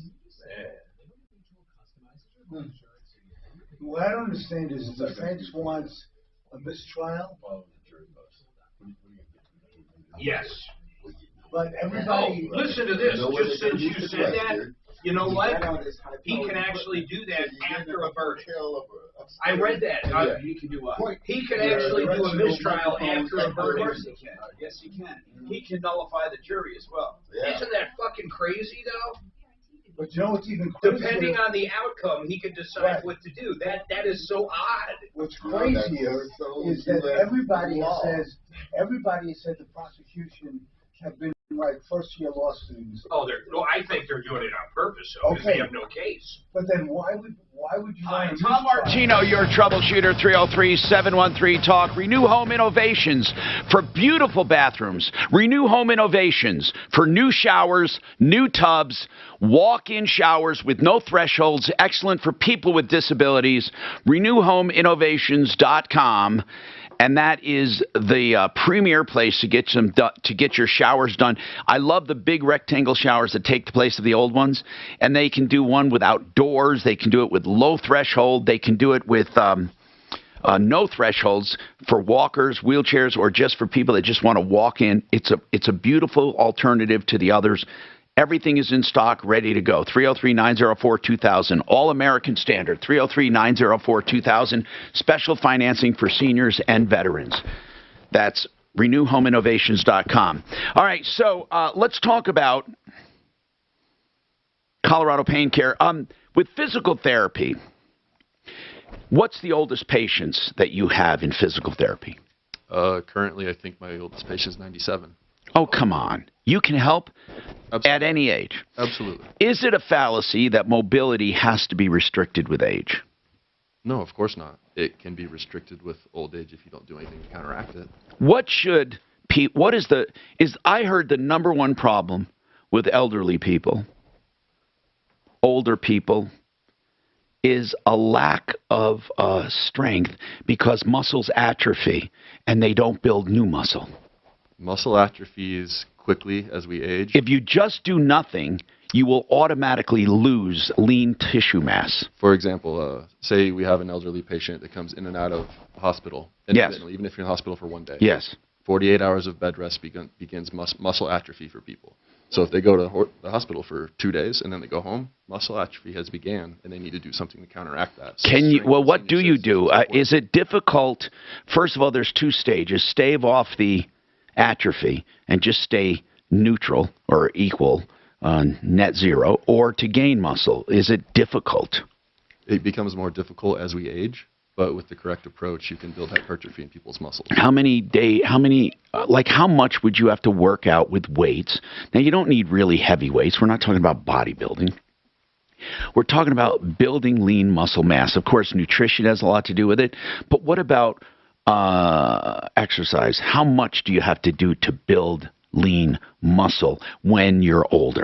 So when you first begin a strength training regimen, any type of resistance training included in this, the first 6 weeks of someone starting this program is neuromuscular adaptation, where your nerves are learning to make you fire muscles better, which makes you seem stronger. You don't actually grow muscle until after the first 6 to 8 weeks of working at it and your body begins to respond. Okay. So 12 weeks for someone with a lot of atrophy wouldn't be an appropriate amount of time to expect a reasonable change. And can you measure that lean muscle? There's many ways to measure it. Okay, so you can. All right, so 6 to 8 weeks to start feeling better, about 12 weeks to start looking better. Correct, yes. Okay, and then when it comes to range of motion, that's stretching, right? That can be stretching of muscular tissue, but a lot of people we find are very, very good with stretching regimens because it's easy to stick to, and sometimes it feels good for people to do. It does feel good. But what we tend to find once we get them in the clinic and can examine is that their joints are not capable of traveling through the full range of motion that the muscle would be available to travel through. So they need some type of manual therapy to achieve full motion because of their Okay, so even if you try to stretch, you may be limited by your joint. Yeah, if you have an arthritic joint that won't mobilize in a specific direction. And if you mobilize it in therapy, does it become then easier for them to mobilize it? Yes, sometimes they don't even have to do it themselves anymore. Sometimes if it's not severe enough, we can mobilize and then they can stretch freely on their own afterwards. That's a great topic, mobilization. What about yoga and Pilates? I know you do. I'm talking about anything can be done improperly and hurt you. Yes. But what about yoga specifically, and then Pilates specifically, and then I want to ask you about other things. So for yoga, it is wonderful for a healthy spine and a healthy body. If you have some type of flaw in a joint or a segment of your spine, yoga could actually worsen you quickly. So what I suggest to people is they correct the problem and then they pursue their interests in yoga and use yoga to maintain their health once they achieve the correction of their spinal abnormality. What about Pilates? Pilates is actually wonderful because it focuses on engaging the muscles that support our system. Does yoga engage muscles? Does yoga? Yoga does engage muscles, but it's a different theory on engaging things. It's more about lengthening tissue. Pilates allows people to stabilize joints. So someone with arthritis, if we can stabilize a joint, they get less translatory forces through an angry joint, so they feel better if they're more stabilized. So what if someone did yoga with some common sense and did not go beyond any pain threshold? Yoga's wonderful for you then. Okay. And then as far as Pilates, do you need someone to show you Pilates? In the beginning, absolutely. Just like with yoga. It is quite complicated. It seems simple from afar, but it's very complicated. Now, those are the two that I'm familiar with. What other modalities are there when it comes to physical movement and strengthening? Well, at Colorado Pain Care and CPC Sport and Spine, we use the McKinsey method, which... What is that? It's actually part of some of the training I took you through. Yes. It is an opportunity for your clinicians to study the way your symptoms respond to the way you move. Okay. And those responses tell us there are some things that are going to be beneficial for you and some things you need to avoid until we're able to heal what your pathology is. So some people working through the pain is exactly opposite of what you want to do. Absolutely. There's a smart way to work through the pain, and then there's a way that causes harm. And a trained professional can help you draw a line between those two and set you up with a regimen that's safe for you. Now, Deputy Doc said he wasn't a real believer in physical therapy the other day. He's never got really good results from it. Doc, why did you say that? And by the way, he didn't go to Colorado Pain Care, but he was just talking about physical therapy in general. He said, I'm not a big fan. What was it about physical therapy, Doc? Well, I forget, it was a couple of years ago. I had some kind of a mild problem, and they showed me some exercises which I could easily do at home, and they had me come back 17 times to do the same thing, and I really didn't notice much improvement, and I didn't need to go back every time. I could have just as easily done it without somebody watching me do it. Surprisingly, I actually agree with most of what he just said. So what is the fault there? And by the way, we're taking calls on anything pain-related if you have it, or exercise, or physical therapy. Here's a PhD in physical therapy, so we are getting it from someone who knows. And also, if you'd like to have any help with any problem, question, or complaint, 303-713-TALK. Okay, so what about normal physical therapy? And I'm not asking you to throw stones at the industry unless they're appropriate. No, what Doc has described is something we encounter many times. Most of our patients that come to CPC Sport and Spine have already seen a physical therapist, and they share that exact same story with us. Which means what? They just, what? Too much? They went to someone that didn't have a plan for the problem. They went to someone that is going to throw some treatment at you and say, come see me later and we'll see what it feels like. If you go to a medical professional, they should have a plan and be able to explain to you what it's going to do and what you should expect to experience along the way. And if those results don't come along with that plan, then the plan's not accurate for your issue. Doc most likely went to a sports orthopedic clinic that's used to working on people post-surgically and gave them a bunch of stuff to do. Okay, 303-713-TALK, 713-8255. We have more coming right up. That is literally what my physical therapist said to me. Let's do this and see what happens. So that's normal physical therapy. We do pain physical therapy. So your symptoms are the only thing that matters when you're in that room. How do you feel, not how strong Are are we you? still using Mike's login? They got pain. So 303 got pain. Yeah, so our PT is aimed at you coming in every time saying your symptoms are improving. Not, let's see how stretchable and strong you are today. All right. I need to call. What you showed me in that picture is what we treat 3/4 of our patients. Oh, I'm coming. Yes, sir. I'm going with you. Let's go. And what we do is we tell you if it's not going to work. I explain to you reasonably what to expect. Okay. That way you don't promise you the moon and you go, I feel the same.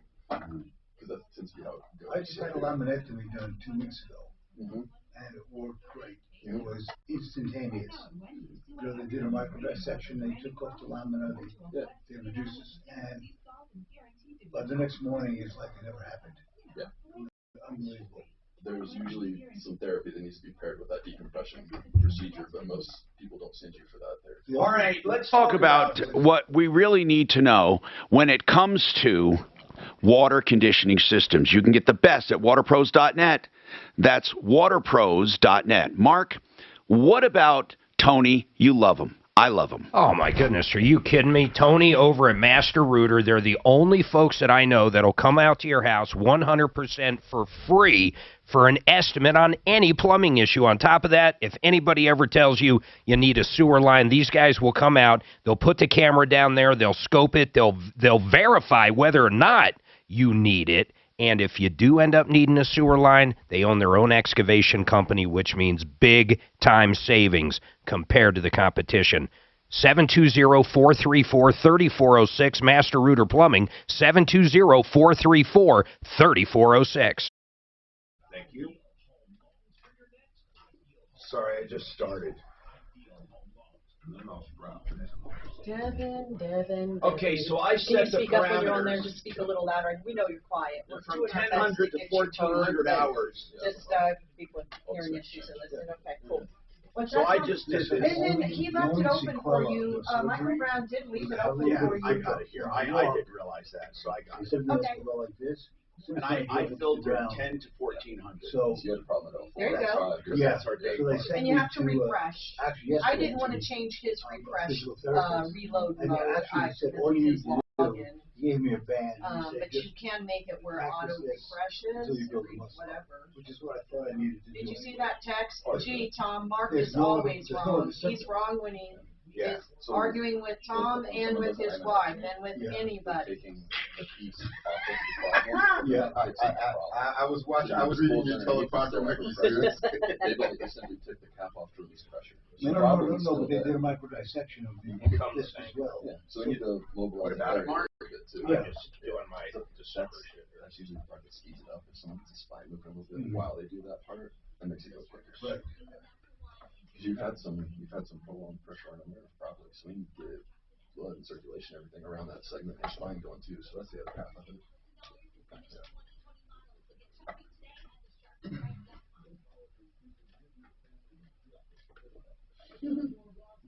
Pardon me, by the way, Devin, that question is going to be something to the tune of he's seen a few doctors for some shoulder pain. No one can seem to quite figure it out.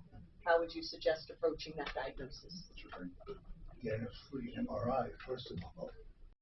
You know what drives me? You can get the money for it. You know what drives me crazy? I see people in the gym, and they'll have some. This couple of months ago, some woman's having some knee issues. So 3 other women were telling her, "Well, do this, do that." I said, "Look, guys, I don't want to pull rank, but what you need to do is you need to get an MRI, go see an orthopedic surgeon, find out what the problem is before you're telling somebody what they should do to relieve the pain, because you may be making it worse." Yeah. What makes you think you know how to solve this woman's knee pain? Unless you're a medical professional. Well, even if you're a medical professional, without an MRI, you don't know what the diagnosis is. Depends on which medical professional you go to. But, There's a lot you can do without, but there's many times that you need if an MRI. you're an orthopedic surgeon. Yeah. But other than that, Or if you're with a diagnostician, they understand symptoms, you don't need an MRI necessarily in that instance, because the symptoms will tell you what the MRI report is right, going to say. for three random women in a clinic, Oh, in yeah, a that's not how to gym. do it. Yeah. Get some gold standard of evidence to figure out what you have before you take off. Absolutely. No, that's just the right way to start. And that process. I was an OB/GYN for 40 years, not an orthopedic surgeon. I try and keep my input to what I know about. But I know that telling 3 random women telling somebody what to do is the wrong thing to do. Yeah. Yeah. That's just throwing stuff and seeing if it sticks. I wasn't telling her, but they could be making it worse. Absolutely. I mean, I wasn't telling her what to do. Well, that's why I just put my headphones up a little louder and keep going at the gym. So because I'm always tempted to stop and be like, nope, this isn't my place. My place is in the clinic. If they come in my way, no one will say something.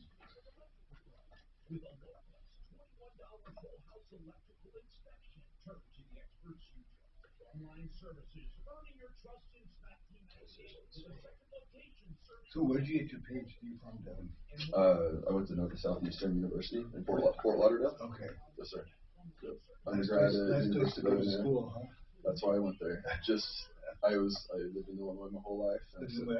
Central Illinois. Oh, okay. I went to University of Illinois. But when it was time for school, I said, all right, I'm going as far away as possible. So I applied to school in South Florida and then Alaska, and then had to decide which way I wanted to go. Alaska?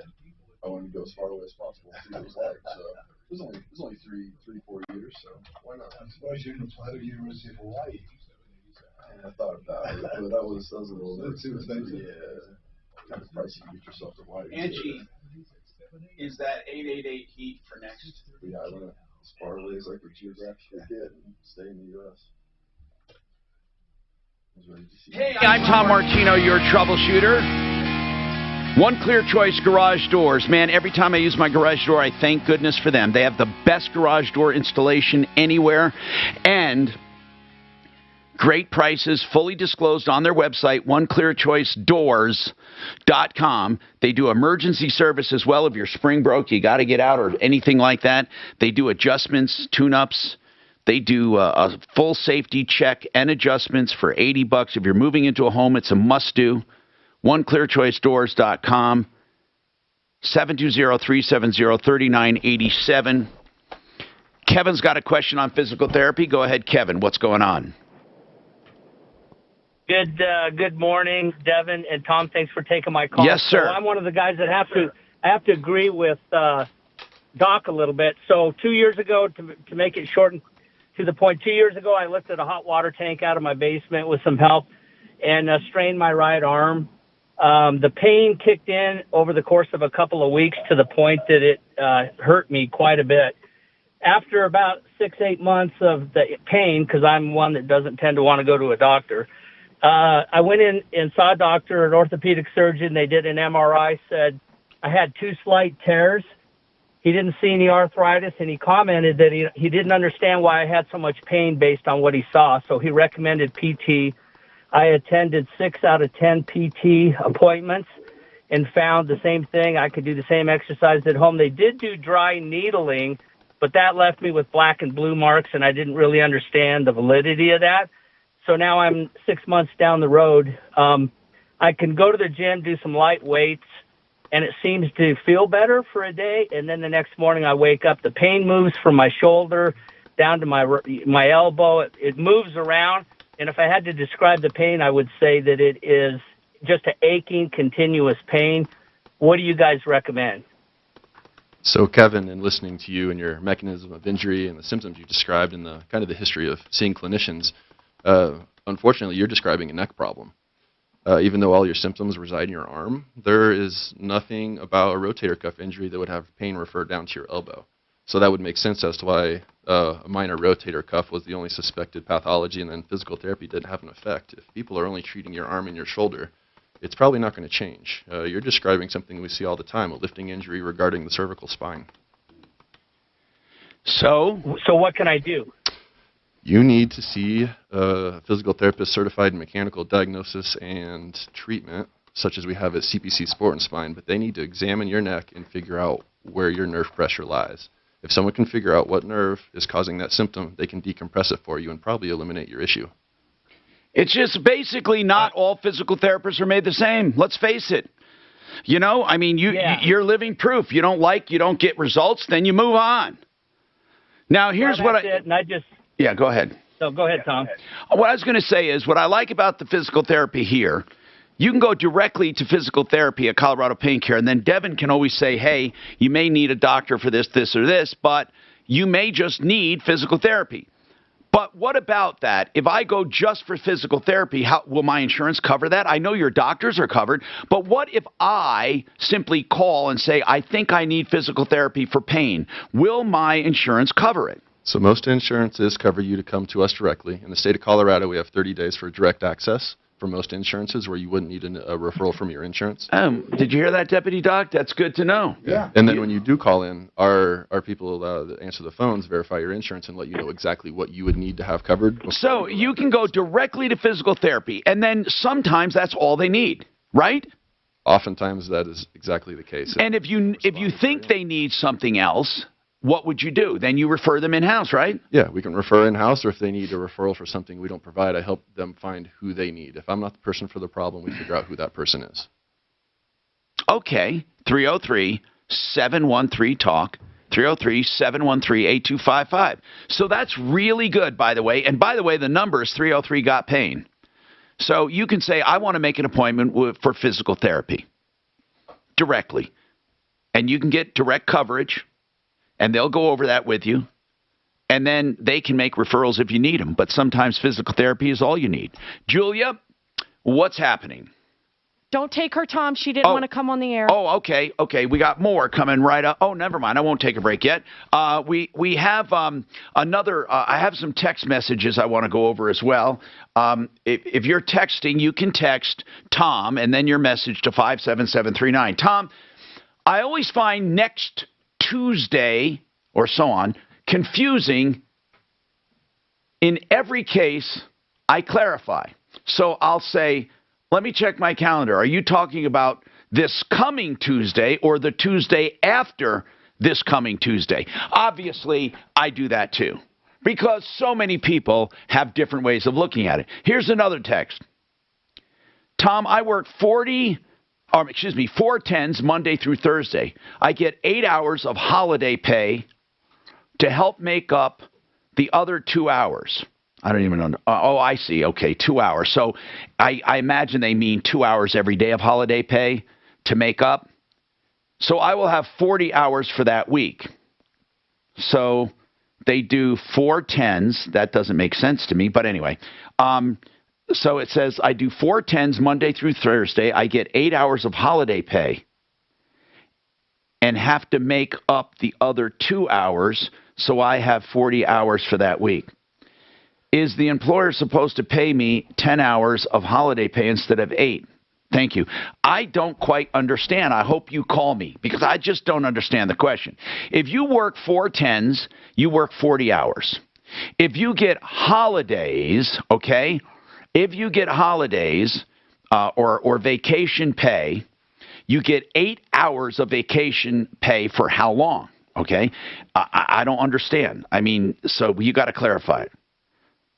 All right, somebody from SaferNet answered all of my questions, Tom. I love the service.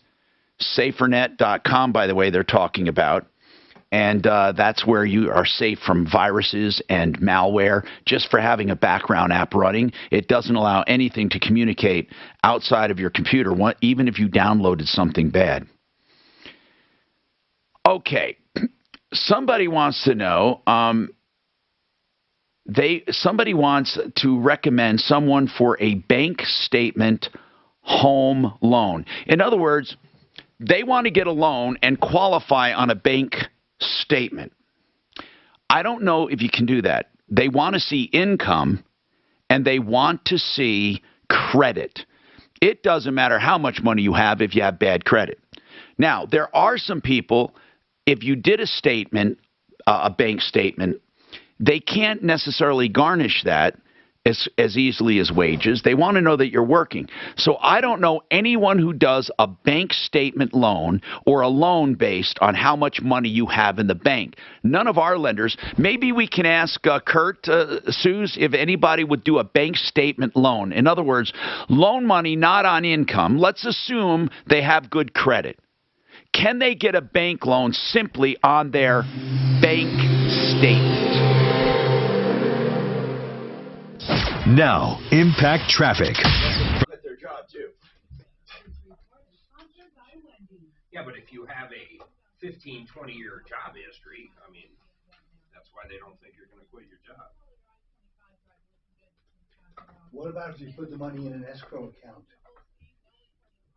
so that you can't take it out without? Then why wouldn't you just use that money as the loan? Yeah, I mean, I'm coming. Yeah, straight like that. Yeah, I'm winning coming up in here, Tom. You might be the. How old was your oldest patient? 97. There you go. Good thing you don't have longer arms, right? You know, that's why you don't have longer arms. You'll be able to reach them from there.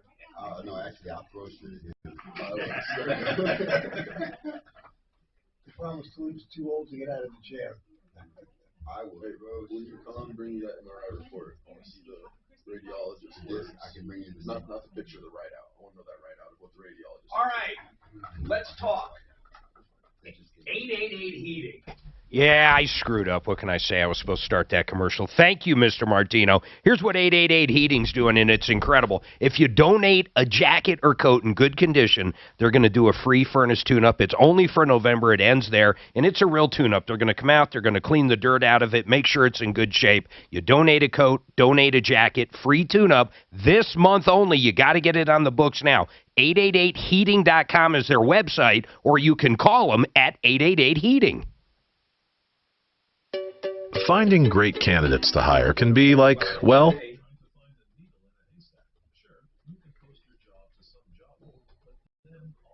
yeah.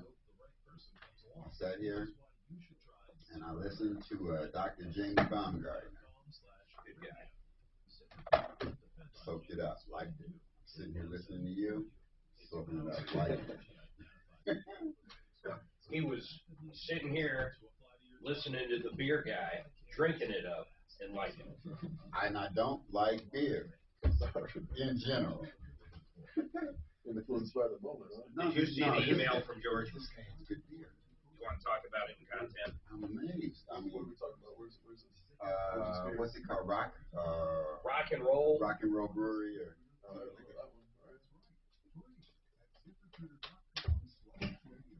So Sophia's no longer working in this market. Why did she say to me, I'll let you know what I need?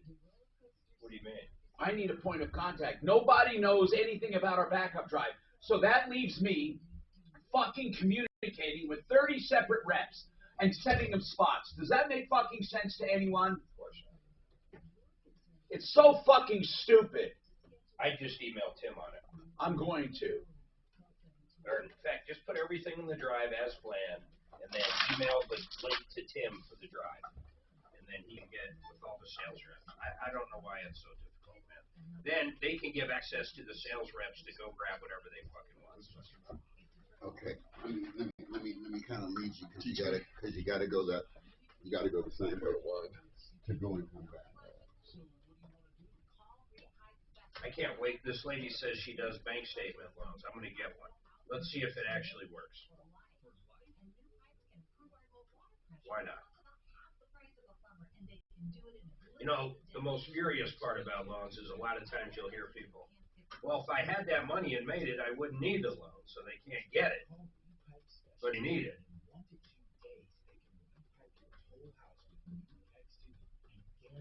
Holy shit, man, he wasn't kidding. That's Fox News.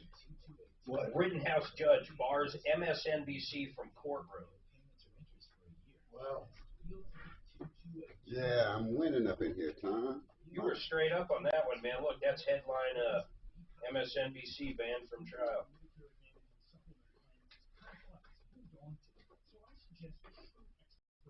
Trailing jury bus. It's crazy. What's that? The MSNBC reporter following the Rittenhouse jury bus. Yeah. Yeah. Well, now MSNBC has been banned from the courtroom. And with their great ratings, I mean, geez, this could really be the nail in their coffin with their 8 people that watch them. What'd you say? An attempted jury tampering? Does it say that? No, I'm just throwing. I'm just going out and throw the rock through the window.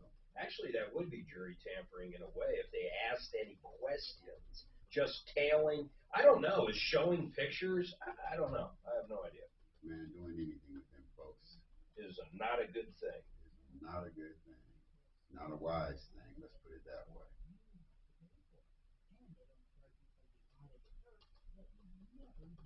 This Kamala's got a. Remember how Hillary used to kind of cackle? She cackles too. It's not a good sign. Oh, I know it. Oh my God. I think with her, the VP, she's one of these people that when she's uncomfortable, she laughs, and she's just done it her whole life. So when she gets an uncomfortable question, she just starts laughing at the worst possible time. But it's her natural reaction, you know.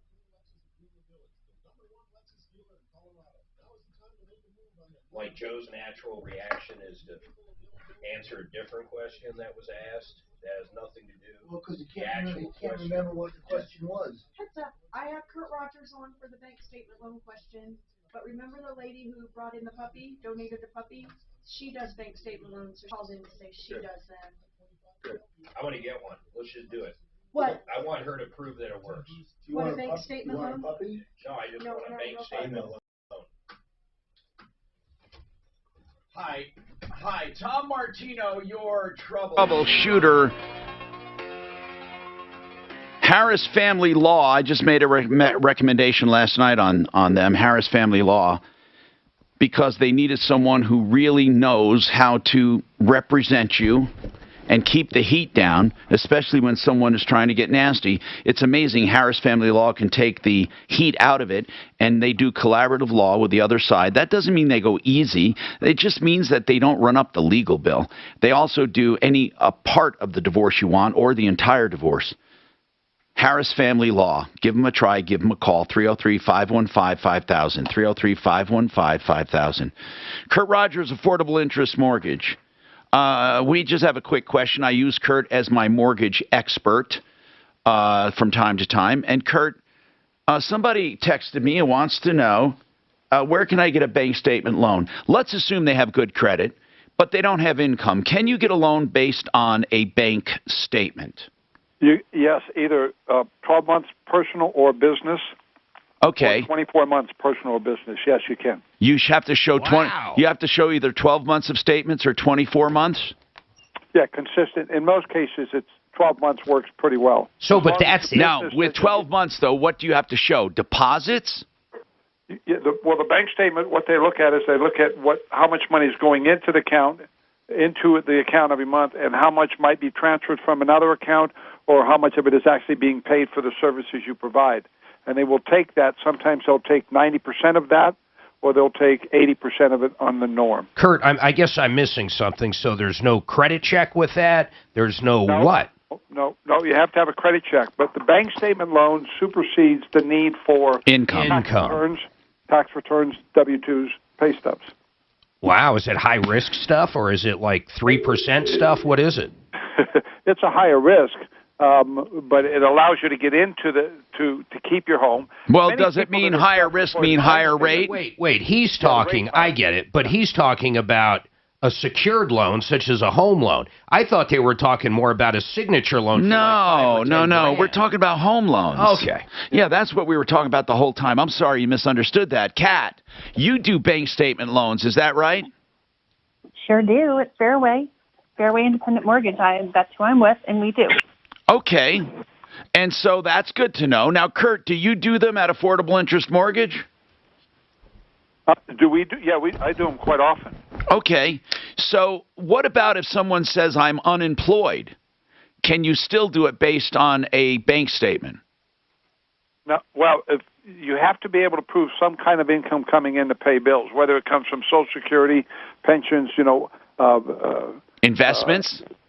Anything like that. I have a guy that that has rental properties, and that's all he gets is the monthly cash flow from those, and we use that as income. So yes. All right, thank you, Kurt Rogers, Affordable Interest Mortgage. By the way, AImortgage.net, and that's home of that incredible liquid loan tied to a checking account. Where you have money in your checking account and it counts against your average daily balance, which you pay less interest on, or you can draw it out your equity anytime you need it with a check. 720-895-0500. Okay, so 303-713-8255. You can also text me at 57739. Put Tom in the message, Tom, and then your message at 57739. Devin is with Colorado Pain Care. I have another question for him, and that is, Devin, on the physical therapy, how many sessions does it take for someone to be cut loose on their own? I imagine that's dependent on the patient, but go ahead.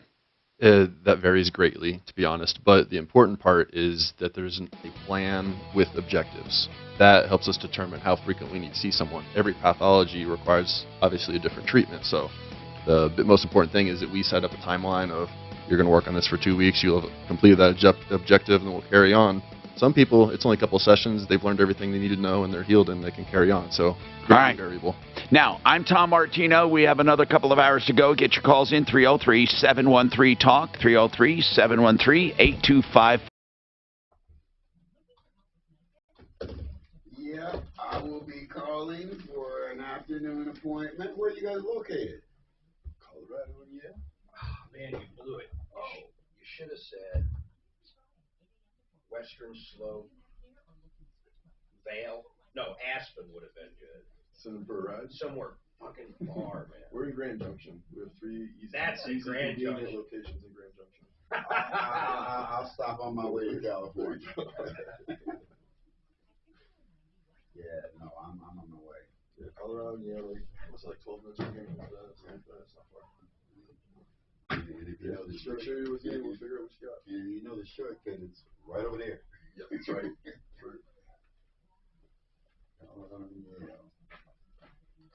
That's one. We've got one in Lakewood. I don't know where you live, but I'm the one there. So. Where? Lakewood? No, I'm at the Denver one. I'll be where you're going. Then that's where I'm coming in. I do all the evals in there. So. Yes, sir. I got you.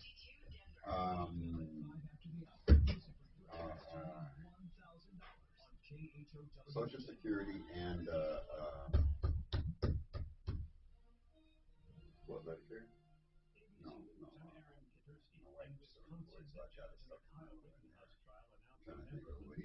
Oh, if you're covered? Yeah. If you got Social Security, you're talking about like Medicaid, or are you on Medicaid? Is that what you're saying? No. Social Security. Okay. Just. We take everything. So whatever you have will be. The only thing we can't take is anything that says Denver Health on it, because those are things that force you to go to Denver Health. Other than that, and I will never go to Denver Health again in my life. Yeah, you don't. That's not where you want to have to. I'll never go there again. I'll never go there again in my life. In fact, if that's my only choice, leave me. Wait it out.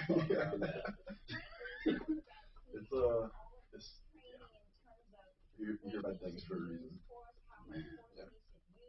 Absolutely. Ooh, no. I did your fellowship there. That's why I came to Denver. How did he said $3 trillion will not add to inflation? How is that possible? I can't imagine how it's not. Okay. I don't even understand that. A lot of the conversation makes no sense to me, Tom. It's just stuff that they're throwing. Damp spaghetti, not even wet enough to kind of stick. Because I basically was research and teaching.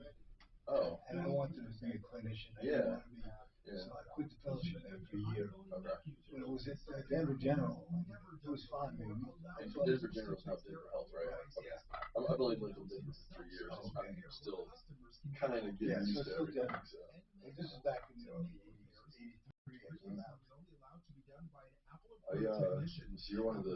You're in the population that hates how busy it is now, and I have no idea of the contrast that you guys have experienced. My son was born in 86, whereas anybody born after 86 should not be allowed to come to California. I was born and raised in New York. The only time I was out of New York for 4 years in D.C., which is also a big city. So when we moved out here to do the fellowship, my wife and I said, let's go celebrate. So we went somewhere downtown. A really nice dinner. Came out of the restaurant at 9 o'clock. there wasn't a car or a person in the street. And in New York, at 9 o'clock at night, you can't even walk on the street. It's so busy. I'm with you, Doc. I come here from LA. Same way. Okay. When I got here in '89, I'm driving on the highway and I'm listening to the radio and they're talking about traffic.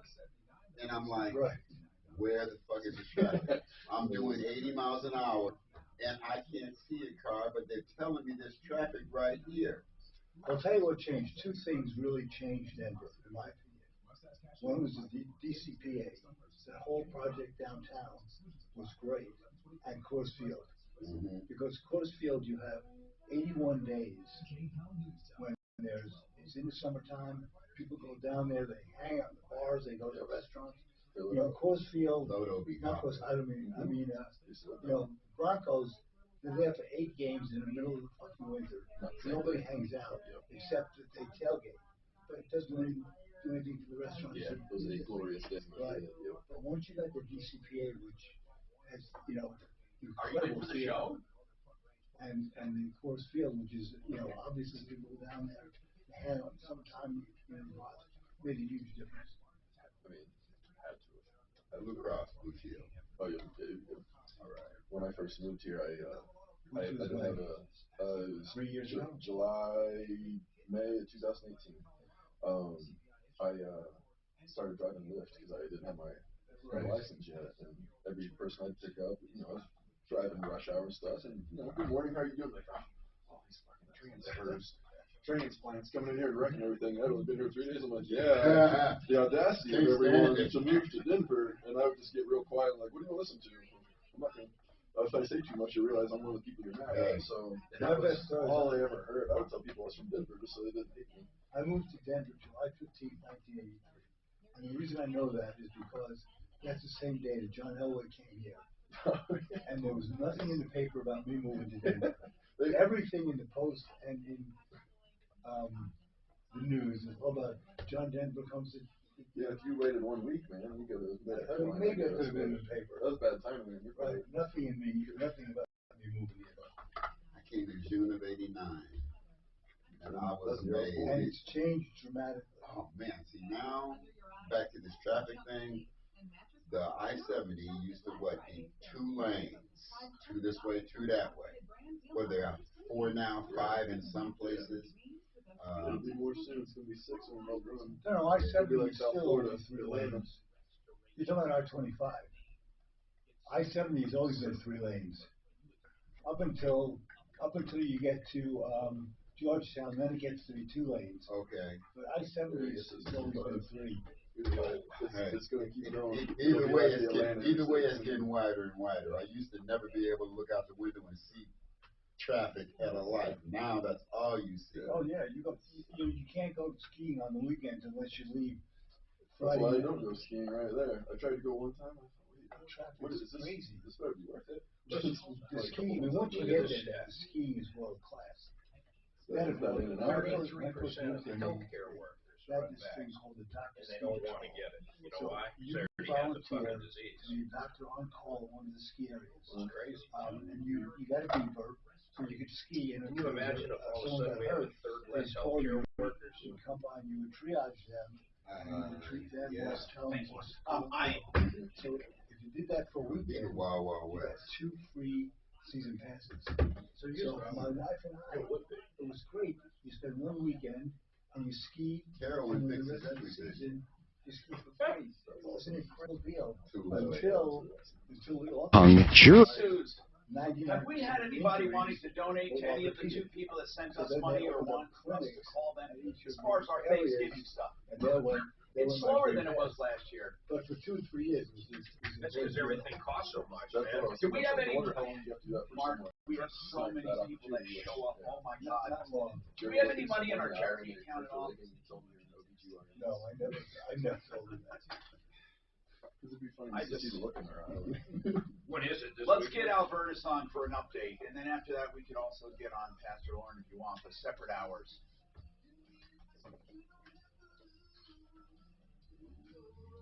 And we may want to get Bonnie on because she wasn't on. If not, we'll get Rich Harris for that Valerie. This is the Troubleshooter Show. Now, Tom Martino.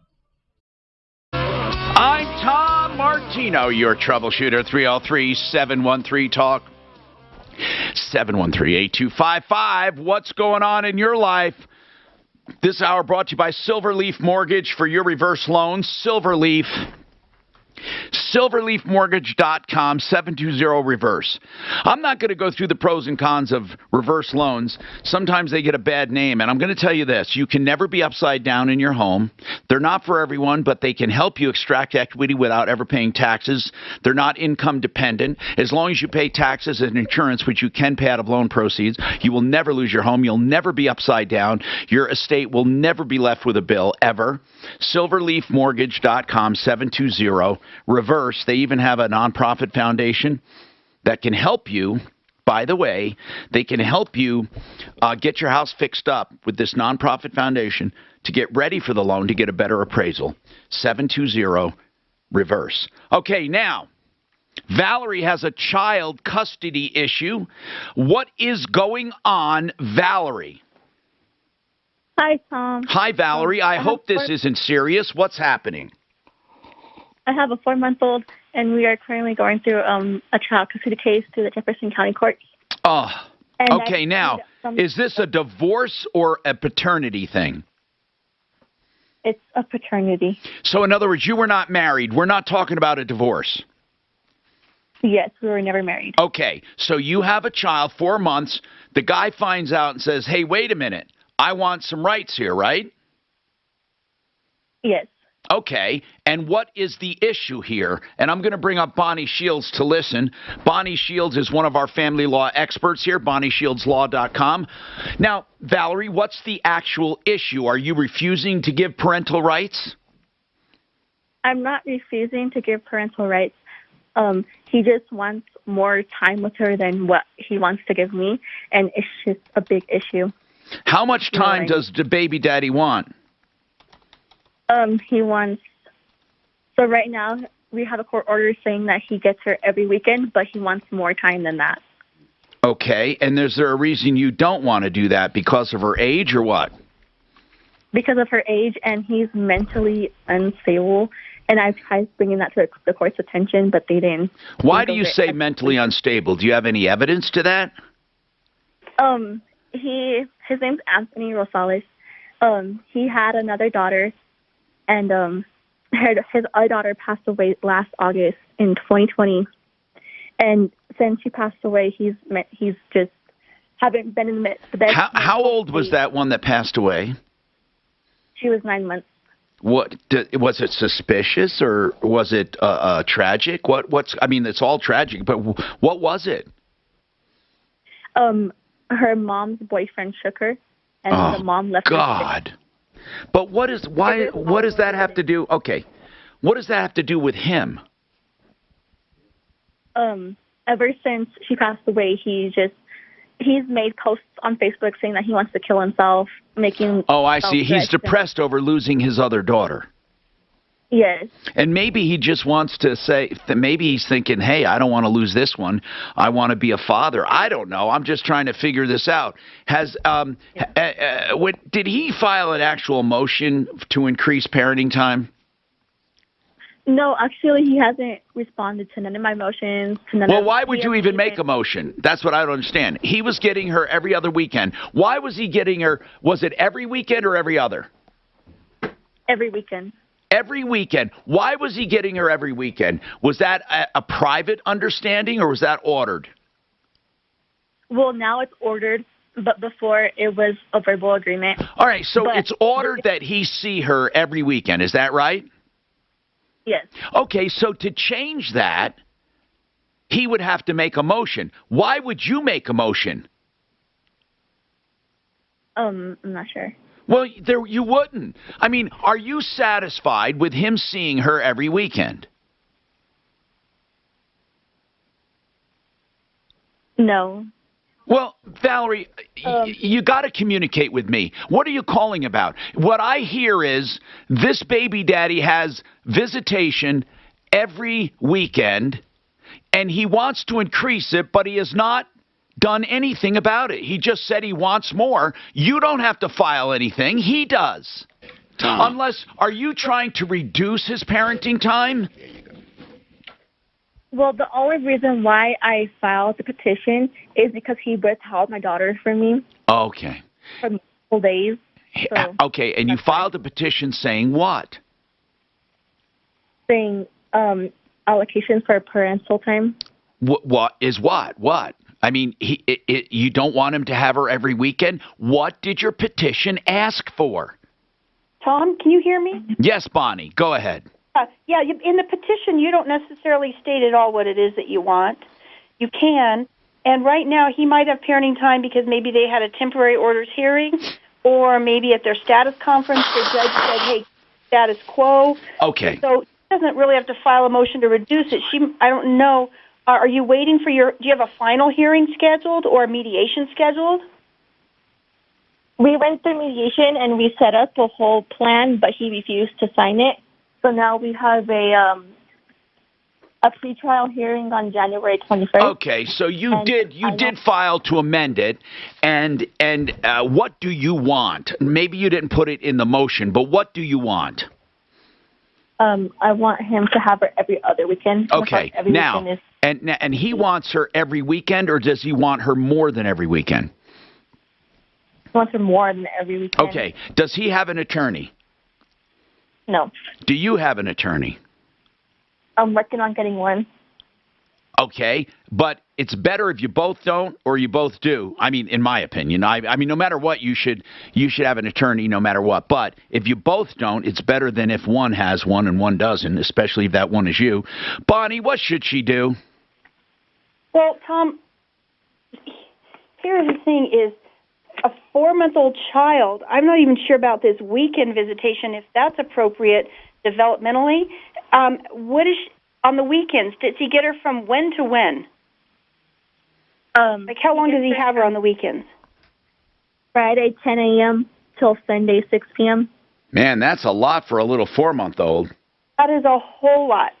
And you may not be able to change that because that's been the status quo for some time. But both of you guys should be looking up online. State of Arizona has guidelines for what's appropriate for certain ages. So him having what's important for a child of that age developmentally is that they see the other parent frequently, but the duration, the length of the time they're there isn't so important. So a much better schedule would be that if he saw her a couple times during the week. And it doesn't matter at that age if they're overnights or if they're not overnights, if they're just several hours. But developmentally, and most of these judges have had training in that, but that would be my argument for you if you went in, is that developmentally it would be much better if he did see her every single week.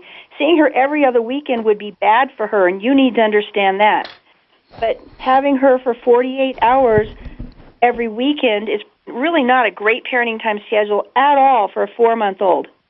Yeah, you need someone to argue your case, Valerie. You hear what Bonnie's saying. Like, overnights don't mean anything to a 4-month-old, and it doesn't mean anything to a dad. She's sleeping. What you should propose is that he maybe get her for a few hours a couple times a week or something. But you need to do something about it. You said you're working on getting an attorney. Are you waiting on money or what? I'm currently in the process of fundraising money because, I don't just have $10,000 sitting in my bank account. Right. You can also be doing like contact legal aid. There are metropolitan volunteer lawyers. Give them a call because most lawyers do pro bono work, free work. But we accept work through an agency who've screened people, looked at their income. Bonnie, what is the agency? I would call Metropolitan Volunteer Lawyers. Metropolitan Volunteer Lawyers. But Valerie, what you need to do is suggest alternatives, not just oppose every weekend for every other weekend. That's not going to work.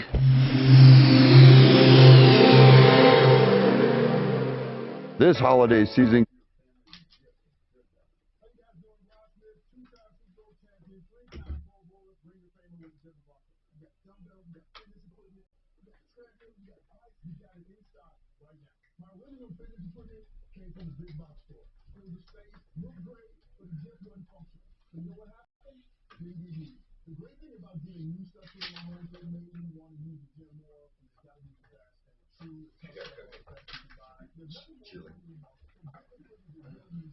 Chilling like a villain.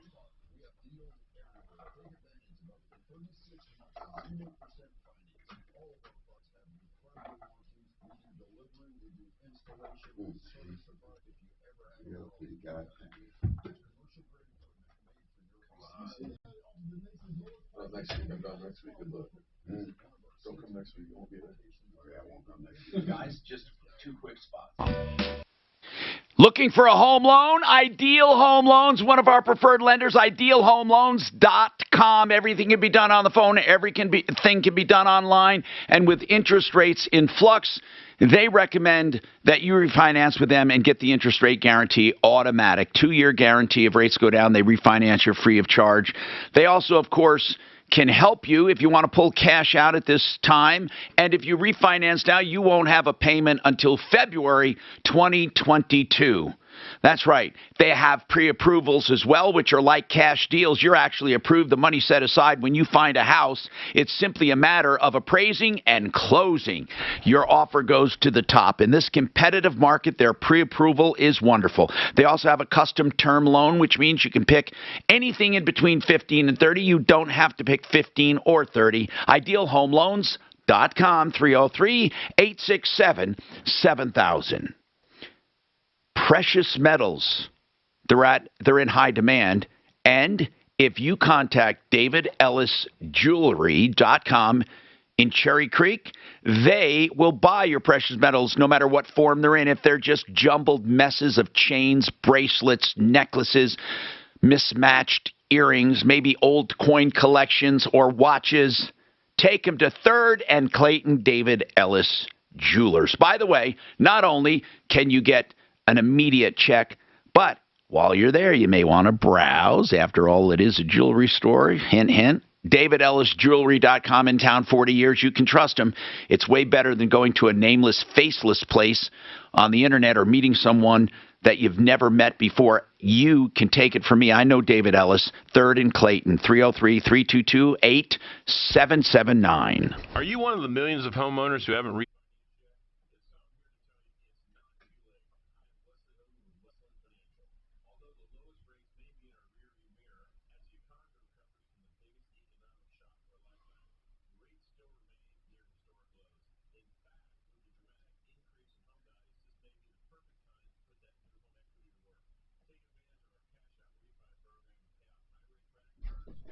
Mark, you got to tell the listeners they went to Nancy's house yesterday for her TV. Because they're like, Mark, I'm going to hear about that. Are they? Yeah. They want to know. What'd you say, Tom? Look at this coach. H345, how much? That's a old. holding. I don't know. I don't know how old it is. In 04, it says. Oh. Pretty. God, they're real. But you know what? The thing is, they're overpriced no matter what. Yeah, but you could, if you get an old one, you could redo the entire interior for about $100. So. Can you really? Yeah. No shit. This one place we were looking at, and that's what they do. It's gorgeous. They fucking gut them and build. God, I wish my wife was. Maybe if you bought her like a big vacuum to have in there, then that would seal the deal. Well, I'd have to explain to her what it is. And cookware. What do they? I'm sorry, Talib. What did they want to know? No, they just the outcome. What you guys do? Talk to the lady. You know, she was the nicest old broad, man. I mean, you want to talk about tiny? She had to be 4'11", if that, probably 4'5". Who's talking? This woman I helped out with TV, Suzanne and I. She probably weighed 75 pounds. Just was her name Dr. called the Ruth? little lady. Was it Dr. Ruth? Smaller. Really? Well, Ruth is big. Or No, was. Dr. Ruth is tiny. Even skinny Yeah, though. yeah. She was real skinny. Not like healthy by any means. Right. Just very petite and a nicest woman. She was just walking one day, just walking, and her hip broke. So she's got or right below her hip, she's got a steel rod from here to here. But the way she walks and stuff, you'd never know it. She doesn't drive. It's a nice little apartment over there, or condo, I don't know. Just really nice woman. And had no TV to watch. And now she's got TV to watch. I think Deputy Scott's getting her new TV as well. But she's going to, the one I brought, the smallest one I had was a fucking 60-inch TV. Yeah. I mean, it weighs nothing. These things are incredible now. Isn't that cool? My first flat screen had to be 150 pounds. Two-person job. Yeah, easily. Hi, Tom Martini. Or Troubleshooter, 303-713-TALK, 303-713-8255. Colorado Pain Care in the house on physical therapy. I'm looking at my text messages, and we do have some. Okay, so basically, someone said they're already doing physical therapy and their insurance is paying for it. If they want to be evaluated by you, will their insurance pay for it, or will they consider that unnecessary? So someone's insurance would definitely pay for it, but they have to basically acknowledge they're making a commitment to switch providers.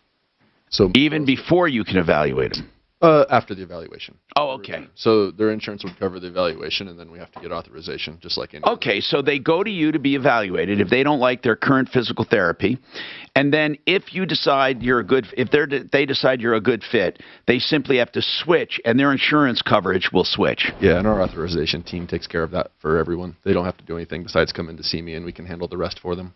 That's 303-GOT-PAIN. Suze. Hey, Tom, on a side note, remember Nancy with the Walmart TV? Mark Yes. and I went to her house yesterday and got her set up with a TV till we get her resolved. She was a sweetheart. We donated a TV to her. Was it that one we had in the office that was like new? TV. Or another No, one? she's just borrowing it. It wasn't that one, but it's Okay, excellent. And, and we're hoping to get hers fixed. Now. Yeah, Deputy Scott, I think, is almost done with that. Good. Michael, you want to know how to find a legit Bitcoin dealer, is that right? Yes, the ones I find online, I don't know. I don't blame you, man. I don't blame you. But, Talib, who are the legit ones? Even like a dealer, though. Isn't it just a wallet, Talib? I mean, it's not like you go into a coin store and buy a Bitcoin. Right. Talib, explain where he would go. Where would you go? Actually, you almost do go to a coin store. You go to what's called exchanges. And in the Do they take a fee? To a certain extent, a little fee. In other words, part of it's stuff called gas. When you make a blockchain transaction, there is a little fee attached to moving the coinage. But it goes in the value. No, it goes into the exchange's pocket, I guess, or something. No, but what I mean is this: if the coin is $1, you might get 98 cents. Is that how the fee is paid, or do you literally make 98 cents, or you pay $1.02, something like that? Okay, got it. Coinbase is sanctioned, so to speak. Coinbase makes you give up your driver's license, and they know, the government, people know that that's where you're doing business. Coinbase, okay. People know that that's where you're doing business. Coinbase.com? Yes, Coinbase.com. Do you deal in that, Devin? Lightly. He knows more. Okay. Who do you use, Devin? Coinbase? Yeah. That's who I use also. And Deputy Doc, do you own a lot of crypto? I have some, but Coinbase is... Were you experimenting more than anything, or what? Are you experimenting? Well, one of my buddies has a son who's really into crypto. So I gave him some money to invest for me, and he also suggested we go through Coinbase. But what was that he had to go to the Hawaiian Islands to do it, though? That's the problem. Well, the problem is he rented a private jet. Yeah, hey, listen, here's the thing. Have you heard about the new stable coin? And it's not new, but it's trying to compete with fiat currency. So what they're doing is they're establishing an index for value, as opposed to simply doing whatever the market brings. They're establishing a base based on something that backs it up, plus a margin. Like they pick something to value it. either the stock market or LIBOR or something, and it goes up and down. It could even be, it's something, okay? In other words, they're trying to take it outside of the blockchain and outside of the specific investors and make it more stable. Now, stablecoin is not the name of a coin, but it's a process that other crypto coins are engaging in to give their coins more stability. I don't know a lot about it, but I know that they're in the process of converting. Okay, Alvertus Simmons. Alvertus is helping raise money and food for communities of need. Let's put it that way. Anybody in need. We're not asking questions. We did it last year, the year before. Alvertus invited me to help out. He really is doing all the heavy lifting, and I will say 100% of the proceeds go to help. And we're having a little trouble this year because things are way expensive. The same price that we could buy 500 turkeys for last year, we can only buy 200 so far. And we need more money. We need more help. Every penny is going to the intended cause. We're going to be handing out stuff this Saturday from, what, noon to 3, Alvertus? Yes, from noon to 3 at East High School by the gym area. We're asking you to come by East High School, noon to 3, and all donations. And listen, if you have any doubts, you can go online and make a payment. If you, Simmons Foundation, FYC.org. If you don't want to do that, you can just call us or mail us at help@troubleshooter.com or call us at 303-MARTINO. We will get every penny you donate over to the foundation. We buy food. What do you need right now, Alvertus? Well, we're about $5,000 short of our goal of the tenant. That's because everything is so expensive, Mark. And then not only is it expensive, but it's a supply deal now. They don't have the turkeys available. We had to go 4 or 5 weeks out. So what we did is, what we said is now we'll use that the rest of that $5,000 that we raised. We'll buy the trimmings and we'll buy $25 gift cards. So the families that when we run out of turkeys, then we'll give them a $25 gift card. So we'll reach reach our goal of feed 500. So we'll give them the fixings and a gift card, or the fixings and the turkeys. Right. How much are turkeys this time around compared to last time? About $12 more, like $22 a turkey. They're double, basically. They're double. Turkeys are double, Mark. Have you looked? Brandon. Have you looked? Yeah. So, Alvertus, I really appreciate it. I know you're out there every day hoofing it, trying to make this thing work, man. And I show up for the glory, and it's not fair because you're doing all the work. On Saturday, noon to 3, Simmons Foundation, FYC.org. And that's at East High School. Now, if you want to donate, please go to SimmonsFoundationFYC.org. If you have any questions about donating, please call us at 303-MARTINO. Anything else, Alvertus, you can use or you want to say? I just wanted to thank Frank Duran, he's so kind. He donated $1,000. Oh, he is a good man. We appreciate him. I don't know him personally, but I want to say thank you because this is the second time that he has stepped up. And so if we can get others to help, that'll be fine. We're humble and we get it done, and everybody's going to get fed in the trimming. I got to go to the store Saturday and buy more trimmings, and thank the Rock for the help. And we got volunteers coming out on Saturday. So it's going to be a good time for everyone, and we're going to do a lot of good on Saturday. Thank you so much, Alvertus. Again, SimmonsFoundationFYC.org. More coming right up.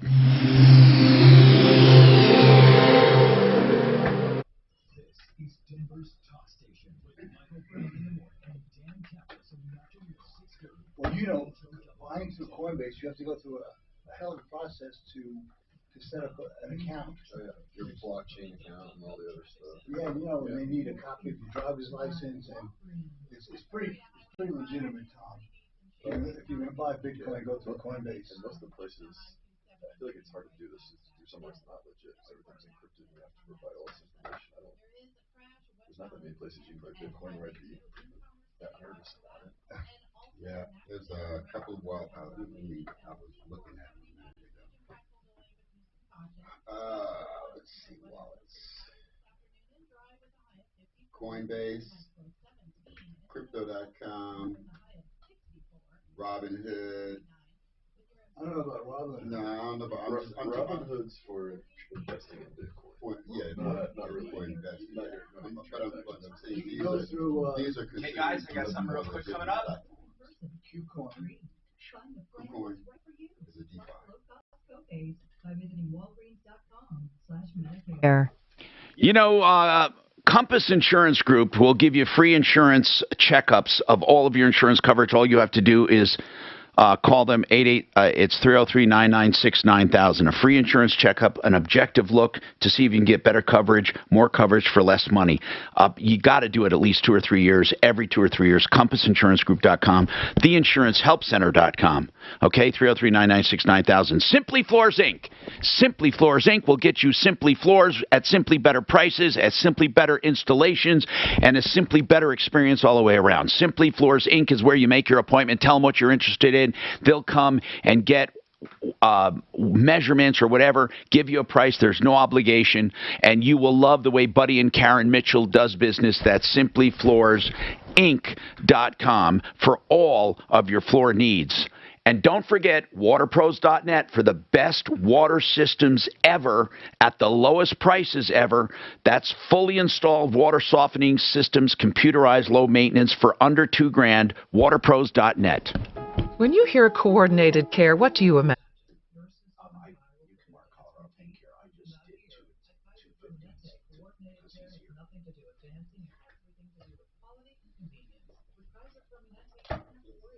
Hey, Mark.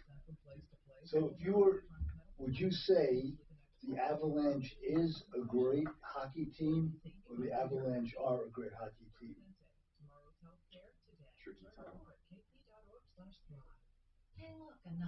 The Avalanche are or the Avalanche is? Yeah, which is it? I would say is. R doesn't sound right. The Avalanche are a great hockey team. Avalanche was team. The team is. Well, the Rockies are a great team. The Rockies is a great baseball team. That's rough, right? Because you want to say is for the same reason. Yeah. It sounds ridiculous. But it just doesn't sound right. Yeah. Hello? The Rockies is a great team. It's the S on the end of Rockies versus the Avalanche being just one thing. So you're saying it is the Avalanche are a great team? No, the Avalanche is a great team. And the Rockies are. Yeah. That's what I'm saying. But I mean, just it doesn't sound right. I mean, fuck whatever is behind it. It just sounds horrible. I know. That's what I was asking. The one I hear all the time that truly drives me crazy, and people do it all the time. In fact, it's done so much people don't get it. But they'll, instead of saying Suzanne and I, they'll say me and Suzanne. That is one that does drive me fucking crazy.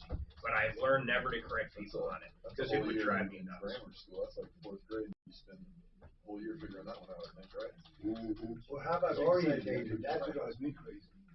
When people say orientated. Orientated. Instead of oriented. Or even irregardless. Right. Exactly. That's another one. By the way, Deputy Smarty Pants sent me a dictionary. The Oxford Dictionary, plural of hole in one is holes in one.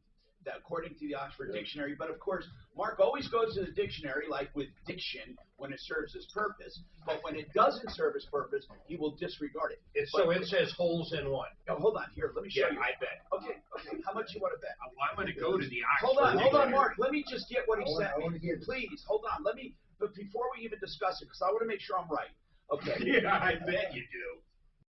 He thinks I hit 3 holes in one. I think awkwardly that's right, though. No, it's not, because hole in one is a noun. It is a thing. It is one thing. So you can put a plural on the end. Yeah, okay. Hole He made that up. One. He made that up. You know how this all started, Devin? Because I said that Kim Jong-un. Is Deputy Smarty Pants Mark, he one. honest to God, I just have to get the email before we talk about it. Reported. Just let me get the email. That started this whole He would say the Avalanche is.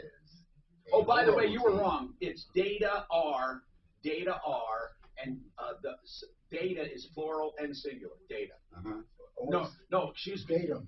Datum is singular. That's what I said yesterday. It's singular. Yes. You said it was Very plural. rare to come up. I said it was single datum. Yeah, well, except with Kim Jong-un. The data are correct. Now tell me that doesn't sound fucked up. The data are correct. Yeah. The data are It does correct. seem weird. So it's singular and plural without changing. Well, datum is singular. Data. Yeah. And I said that yesterday. Yeah, but I would say, I'll tell you right now what I would say. I know The what you data meant to is say correct. yesterday, but you didn't say that. The data is correct. I know. That's the way it sounds right. I don't think anybody in my life has ever said the data are correct. So every time but I you're see saying it, that's how you say every it. time I see it. In fact, I saw it today in a story.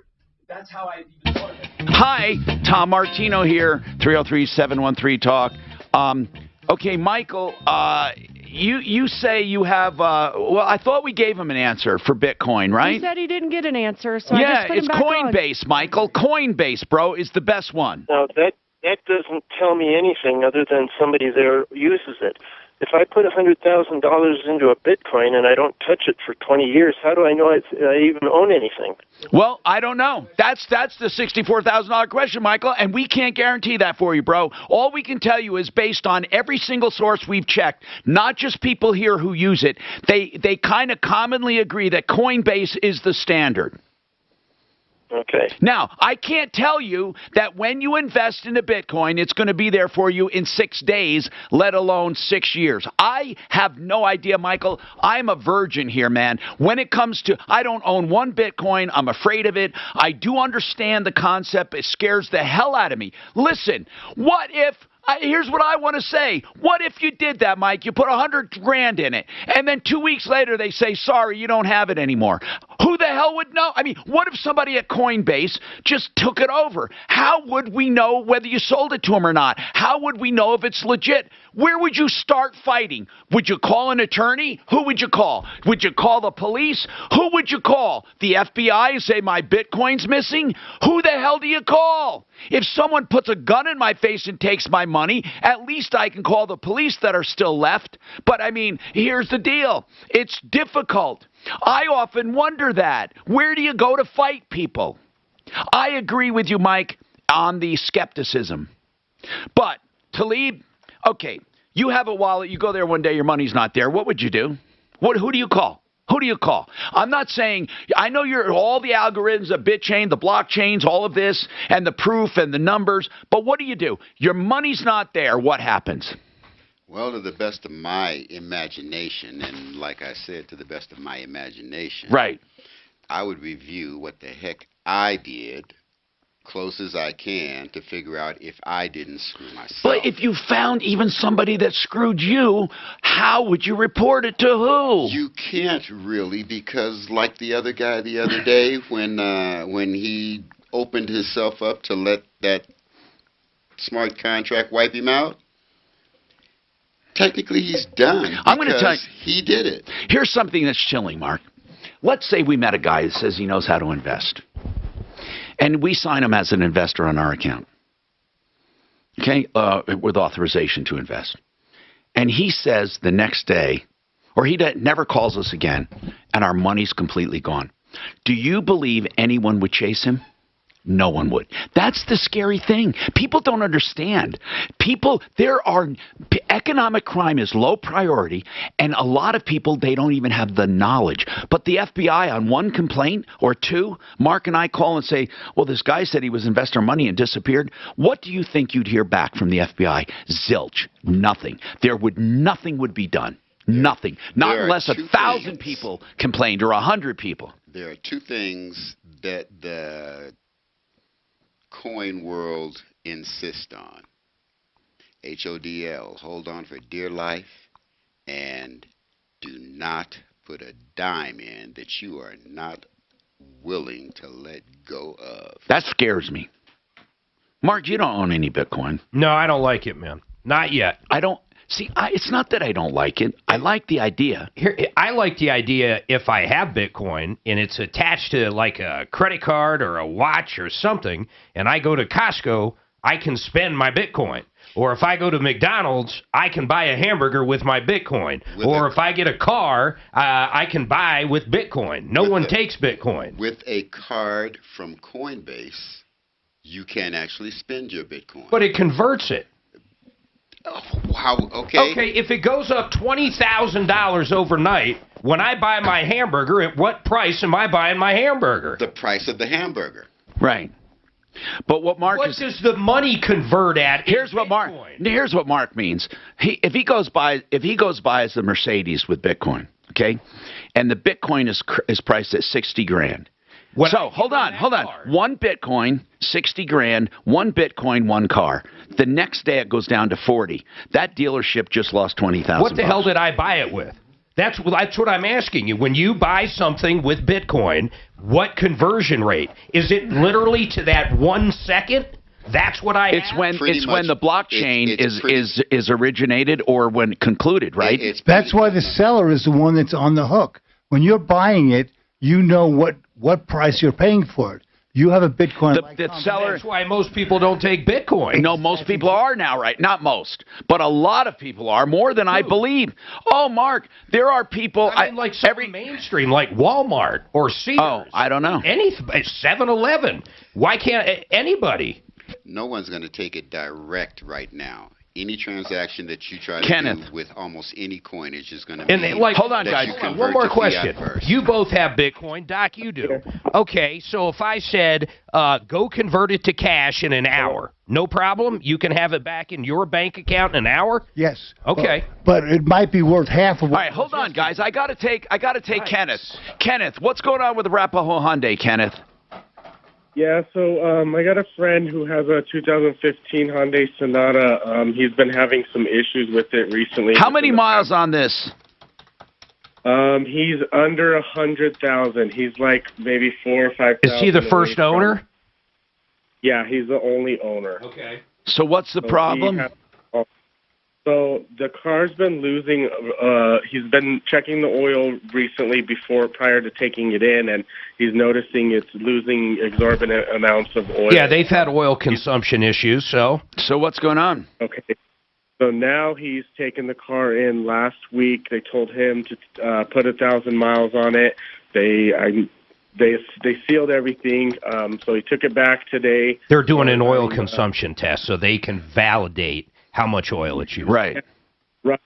So they're saying this last time when he picked it up today, that the car, they found that it lost 2.25 quarts of oil in 1,000 miles, and they're saying that's okay within their regulations. Well, it's not their regulations. It's going to be Hyundai, the manufacturer. I would have them call up Hyundai and validate. Was it 2.5 quarts in 1,000? 2.25. 2.25. Okay. Which is very excessive, but I don't know what that range is. Okay, here's the deal. On many manufacturers, it's a quart per 500 miles, which scares the living hell out of me. But what I want to know is what difference. Here's what I'm asking. Because if it was under there and the consumption was high, just like on one of my. Go ahead. What would happen? They give you a new engine. Wait. Which I got on a 2000. Hold on. It's a 2010. It's a 15. No, 2015. I'm sorry. I misunderstood. Now I understand why you care. Of course. Got it. Okay. So we got to figure it out.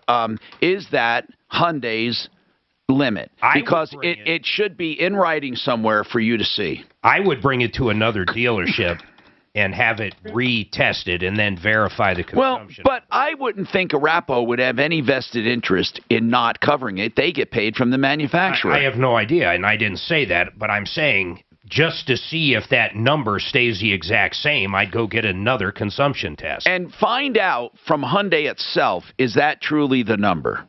Is that the number? But Hyundai can't just have a moving target either. That has to be in writing somewhere.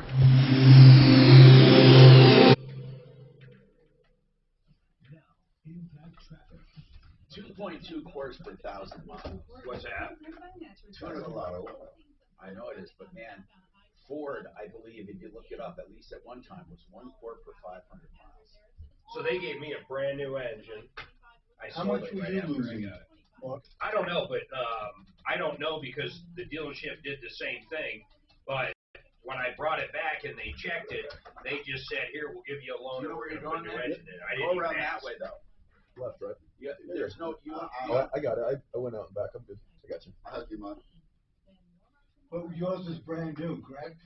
No. Mine was in 2015, and this happened. Oh, okay. It was probably 4 years old. Had 95,000 miles on it, or 90. They put a brand new engine in it. Hold on. Is that a Arapahoe Hyundai? Okay. Pair the mattress of your dreams with a free adjustable base with qualifying purchase.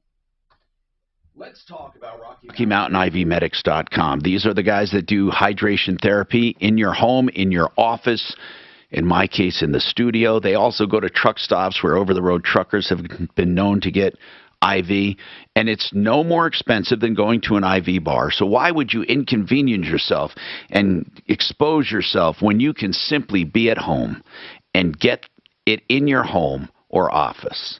RockyMountainIVMedics.com. You can call or text for same-day, sometimes same-hour appointments. 720-987-2155. This holiday season, give your family the gift of good health.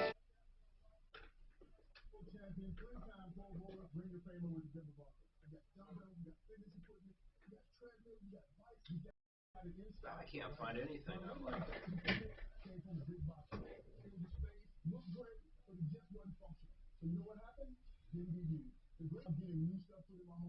So, Mark, if this guy went to McDonald's and said, look, I have a 2015 Hyundai Sonata, what's the accepted oil loss rate?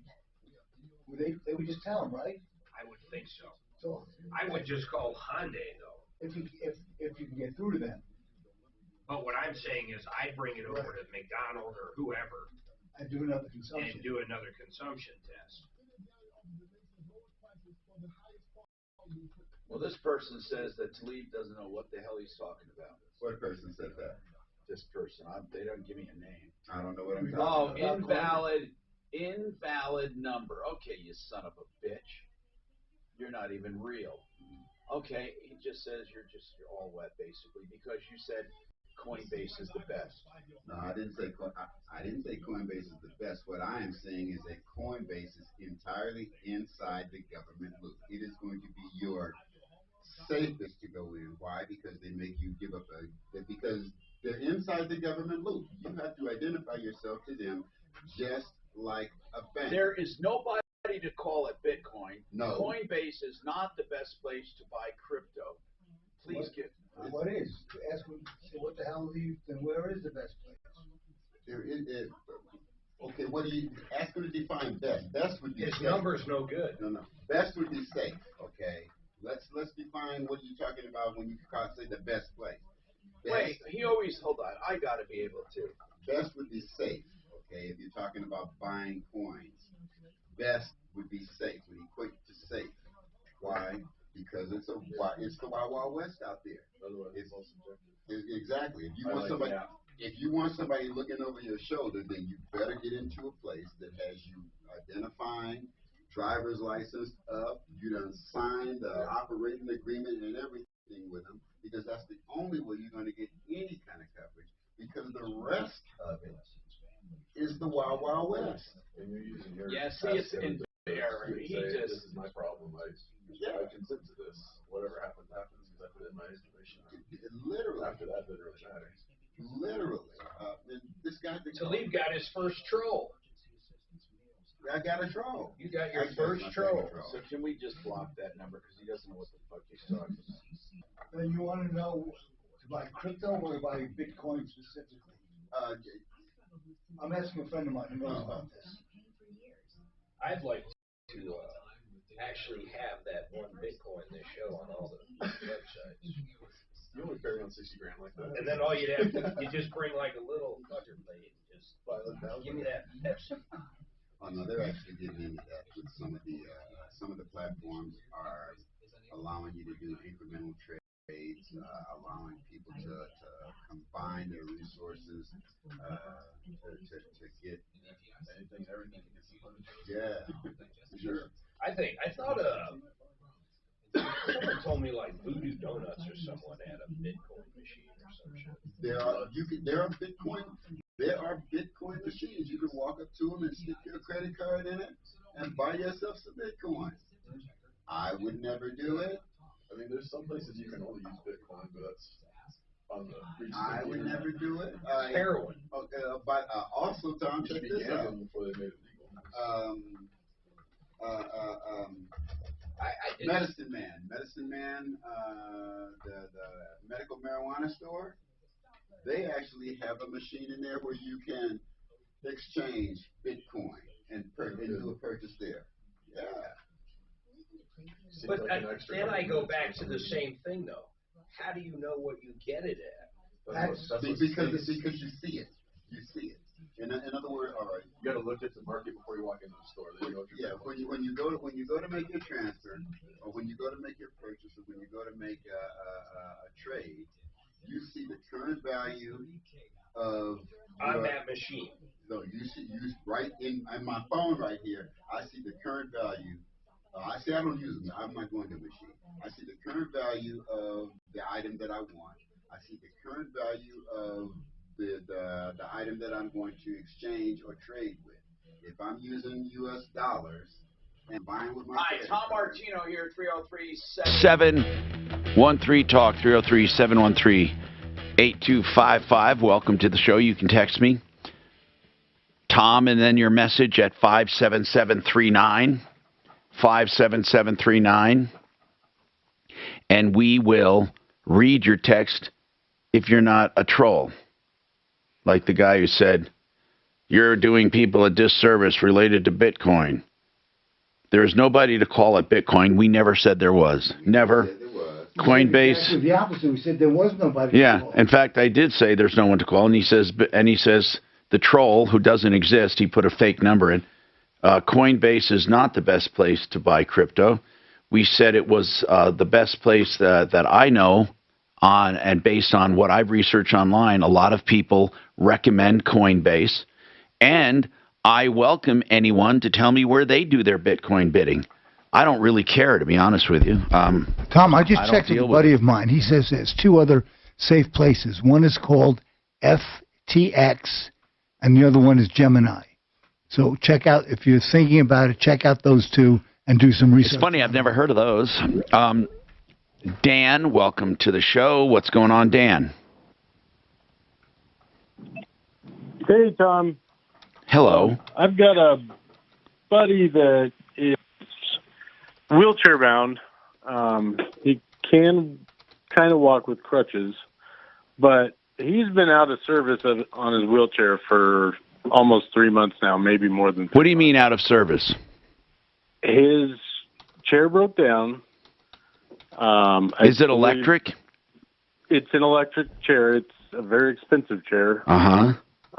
It has all the hydraulics and all the fancy stuff, to get him at countered height and all that. And I don't know if it was weather related, but he had issues with his chair, and it's been out of service ever since. How long ago? 4 months? 3 to 4 months. Yeah. What's he been doing? And he has been cabbing. He's able to get about 20 feet with crutches. He's got. I'm not exactly sure of his condition, but his legs are, barely built enough to carry him. So he's been predominantly wheelchair bound. Okay, so does he have coverage for the wheelchair? Does he have money? Tell me his situation. He's on Medicaid. He's obviously disabled. He's got. So will Medicaid repair it? They are working on it, but we can't get. He goes to a company called New Motion, I believe, based in Aurora. Yep. But they can't get him a, chair for the meantime. So they're working on his chair. They are working on his chair. Is what they tell us, but every time we've called to get an update, the parts here, we don't have extra chairs in the meantime, and we're just trying to get him, a chair. So is it being taken care of by Medicaid? Is it being taken care of under some kind of insurance? That's the first part we need to know. It will be a Medicaid. Yes, they would be paying for it and taking care of it. Deputy Doc, why don't we just call over to New Motion? How do you know about New Motion? I used to work on a lot of their vans in Aurora, a lot of them. You mean their wheelchair accessible vans or their service vans? They're service vans where they deliver the stuff. Okay, so... Big operation. Big. So why don't we just go call over there and find out what the hang-up is? If somebody knows where he can get a loaner, that'll help too. Go ahead, Devin. Just put the mic close, please. Yeah. There's an organization called the Assistance League of Denver. And what is the Assistance League of Denver? They're a nonprofit organization that will temporarily loan durable medical equipment such as wheelchairs to anyone who needs it in a short term to get them through a gap such as what's being described here. And what is it called? The Assistance League of Denver. The Assistance League of Denver, Dan? Have you heard of that? I haven't, but I do That's now. a good one. Hold on. The Assistance League of Denver. Yeah. They're a nonprofit, so their office hours are a little limited. How do you know about them? Do you use them? Through some patient referrals and just clinical experience with some people. Oh, that's pretty Trying to cool. help people in the same situation. Thank you. The Assistance League of Denver. Jack? Can you hold on because we have to? I don't want to cut you short. You say you have Bitcoin information? Yes, I can answer your questions, yes. Cool. Then hang on for a little while here. We have more coming up on the Troubleshooter Show. 303-713-TALK. You can get right through 303-713-8255.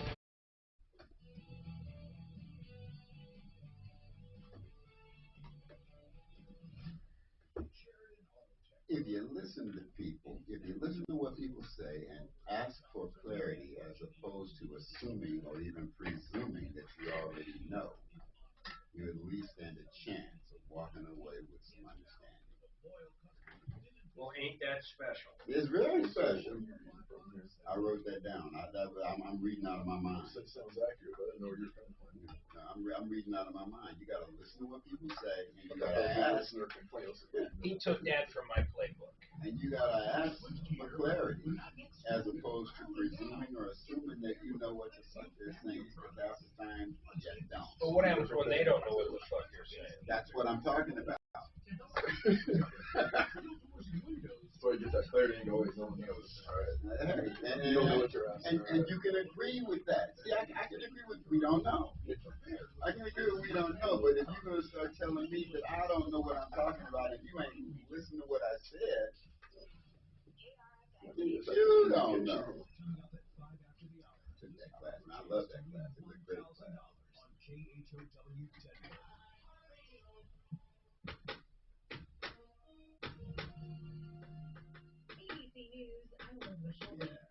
Iranian nationals have been charged in a disinformation campaign meant to influence the outcome of the 2020 presidential election. The charges include threatening physical violence if registered Democrats fail to switch their affiliation and vote for then-President Trump. ABC News reported in October 2020, Iran and Russia had obtained voter information. President Biden signed bills aimed at offering protections to law enforcement. I didn't know he could lift a pen. One of the bills helps with the electronic signatures. That's right.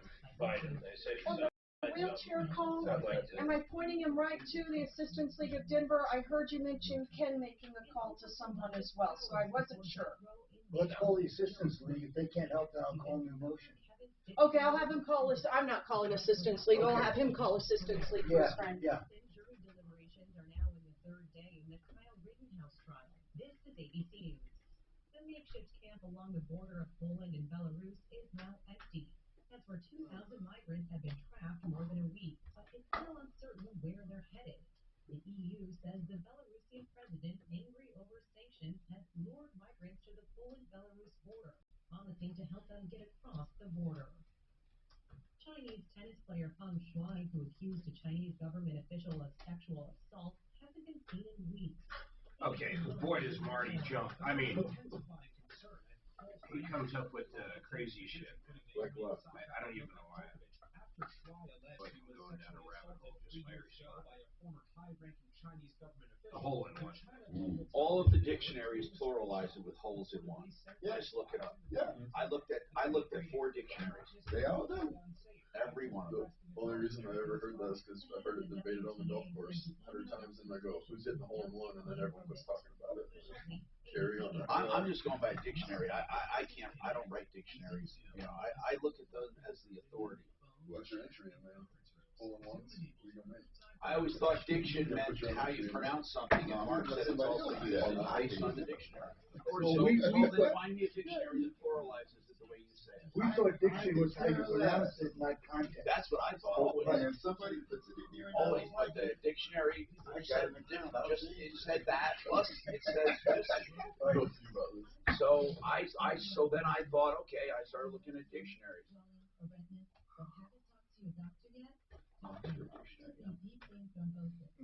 I mean, it's more than one hole. You got one shot. Holes in one. Look, I know it can sound. I can make arguments for either one. I like holes in ones. Well, Kim Jong-un still holds the record. I mean, 11 out of 18. On his first time, he ever played golf. Pretty amazing, isn't it? He is a fucking Cool. That's because he walked over to the hole, stood over it, and dropped the ball. I doubt you could get a hole in one doing that. It's amazing, man. There's a fluke in a golf club. You seem to be pretty backed up by now. I'm trying to tell you. Put in a plug.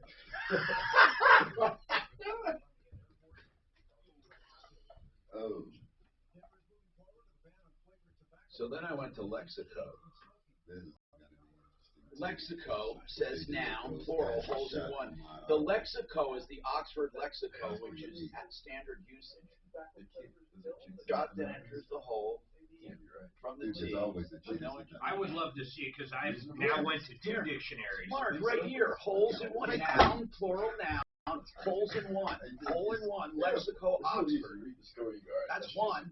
I mean, we can do more than one, but that's one right there. It really is. I mean, I don't give a shit. I agree with the dictionary. I mean, I just need to find a fucking dictionary. I mean, every time there are some dictionaries that don't even have it, but the ones that do. I can't find it in any, like the fucking big ones, like Webster. I don't even see it as a word. It's a slogan, and I just looked at Webster. Let me get my link. I just looked at it. When I go to Webster, you got to pay money to use them. Oh, that, yeah, but there's a free one. Hold on, I'll find it. Merriam-Webster. Yeah, and that's like the dictionary.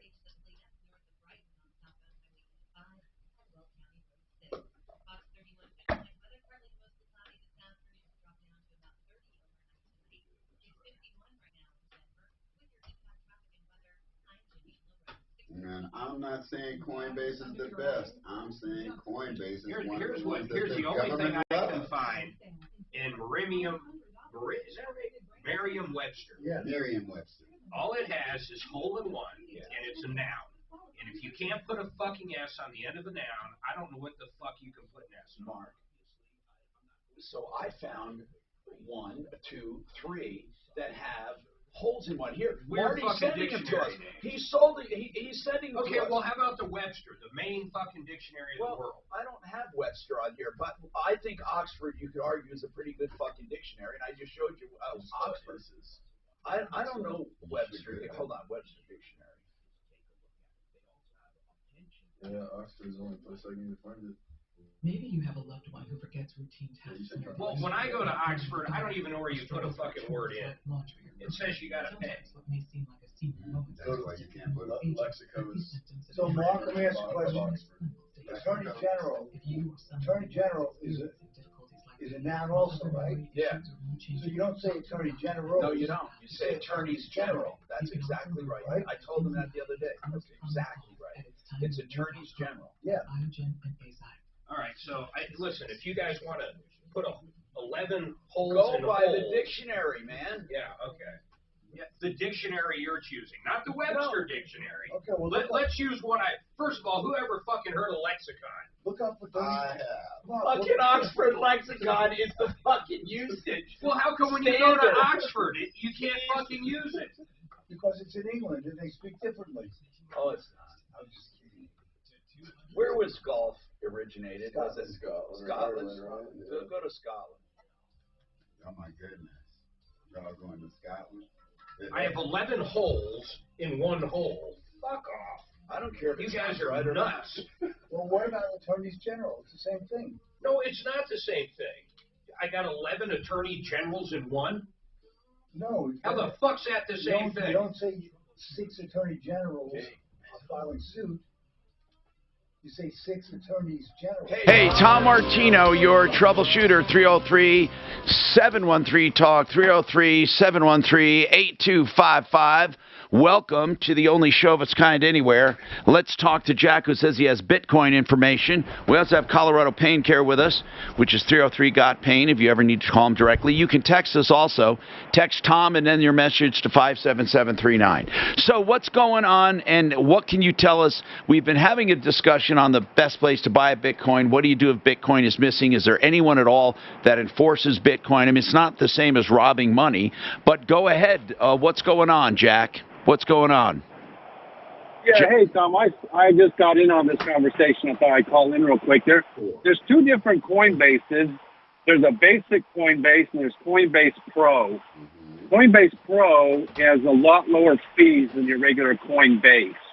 Coinbase is set up for the very, very, very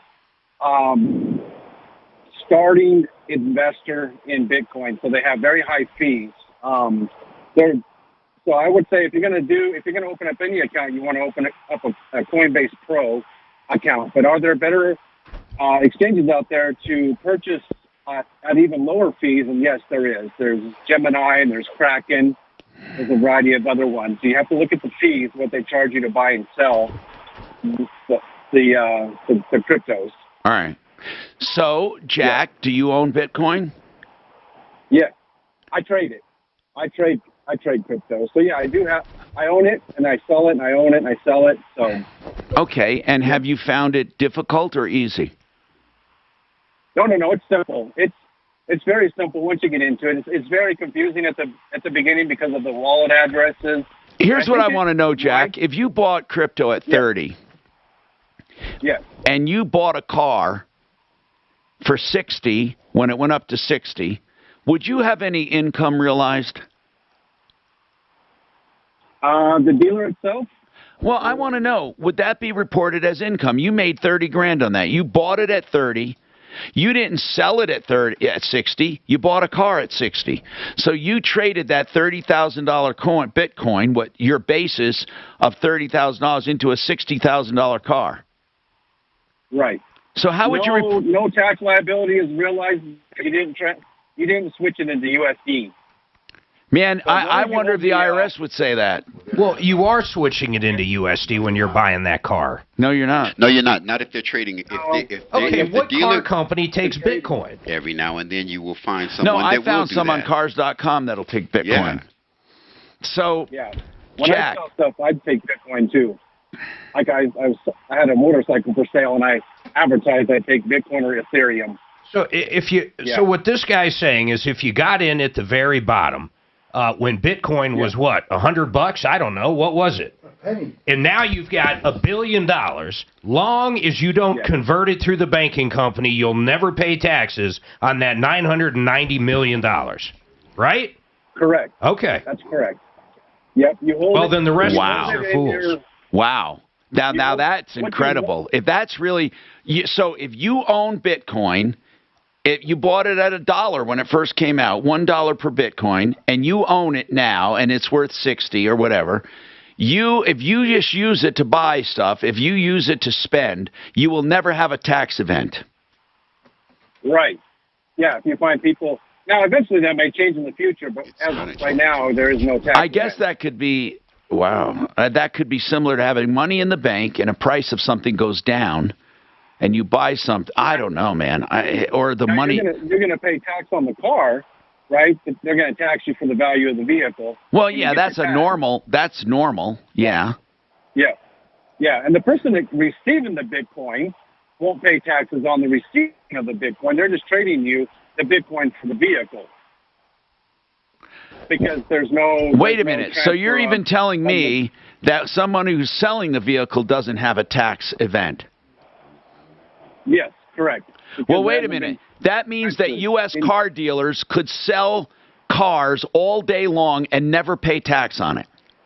Until you start trying to register, until you start trying to... No, I'm saying if a dealer sold 10 cars and they got 600,000 in Bitcoin and their basis in those cars was U.S. dollars of 300,000, they would not have a taxable gain. Not that I know of. Now, that's, I think it's unwritten, is what I think. I think the IRS is still going to still scratching their head on it, trying to figure it out. That's the fact. They're coming. That's why Coinbase and Coinbase Pro and a couple of other wallets are what you might call sanctioned wallets, because they've already got you by the cojones. Henry, what do you know about stablecoin, the movement? The stablecoin itself? No, there is no, as I understood it, a stable coin itself, but there is a process by which coins become stable. This says, okay, first of all, can I just... I'm reading something here from CNBC from less than a week ago because Elon Musk decided that Tesla would start selling cars using Bitcoin soon. And this says, in fact, buying a new Tesla using Bitcoin may end up being far more expensive than buying one with cash. But somebody, by the way, that's because in the eyes of the IRS, spending your Bitcoin isn't all that different from selling it. And selling it makes it subject to capital gains. So they're saying you would have a capital gains if you bought something with it, right? Yes, of course. How would you report it? How would you, Mark? How would you report it? You bought crypto. I'm not saying people don't lie on their taxes, Tom. No, I'm not. This guy is saying I'm asking that is not an illegal move or lying. He's saying that's perfectly all right to do. I'm saying it's not. If you had coin worth 30 grand. Now it's worth 60. You bought it at 30, it's worth 60, and you buy a car. And whether you sell it or use it as currency is when you grab the gain or loss. Okay, so at the point I buy the car, and it's for 60, I have to claim a gain of 30. Whatever your gain is. But you haven't sold it. But you didn't sell it. But you're saying it says the IRS classifies Bitcoin and other cryptocurrencies as property. So when you sell it or trade it for a product, you have to pay taxes on the appreciated value. Okay. Well, if that's what it says, you say you trade it, Jack. So the reason it would cost so much to buy that Tesla with Bitcoin is because now you're paying capital gains along with the cost of the car. And by the way, stable coins here, according to Wikipedia, are cryptocurrencies where the price is designed to be pegged to a cryptocurrency, flat money, or to an exchange-traded commodity like precious metals. And the advantage is that it's an asset-backed currency, stabilized, and it doesn't fluctuate like regular cryptocurrency. So, but it doesn't say who they are. I mean, for example, what is cryptocurrency right now that considers itself a stable coin? They say examples here. Okay, for example, is something called U.S. I don't know. But really, this is even throwing more wrenches into the works because we don't know what the hell. Now, stablecoin is coming out saying we're better than regular crypto coins because we have something to peg it on, and it's not going to fluctuate overnight. So it's stable, STABLE, stable coin. Look it up. This is all new to us, folks. If you traded them, give us a call. Stable coins are generally pegged against, like they said, a gold, silver. But is Bitcoin a stable coin now? Bitcoin is stable because of its place in the market. That's what stabilized the Bitcoin. These guys have pumped this value up. That value is sitting there right now, and everybody is operating like that shit is real. That's why it's stable. But Bitcoin isn't stable. The volatility is crazy with Bitcoin. No, it's volatile, but it's stable. Okay, let's look at it this way. It's stable down to 40 grand because where is it sitting right now? At 60, 55, 58, wherever it's at right now. And you were saying yesterday Bitcoin hasn't been at 30 for years. It was at 30 like 9 months ago. Yeah. That fucking shit is the most volatile shit in the world.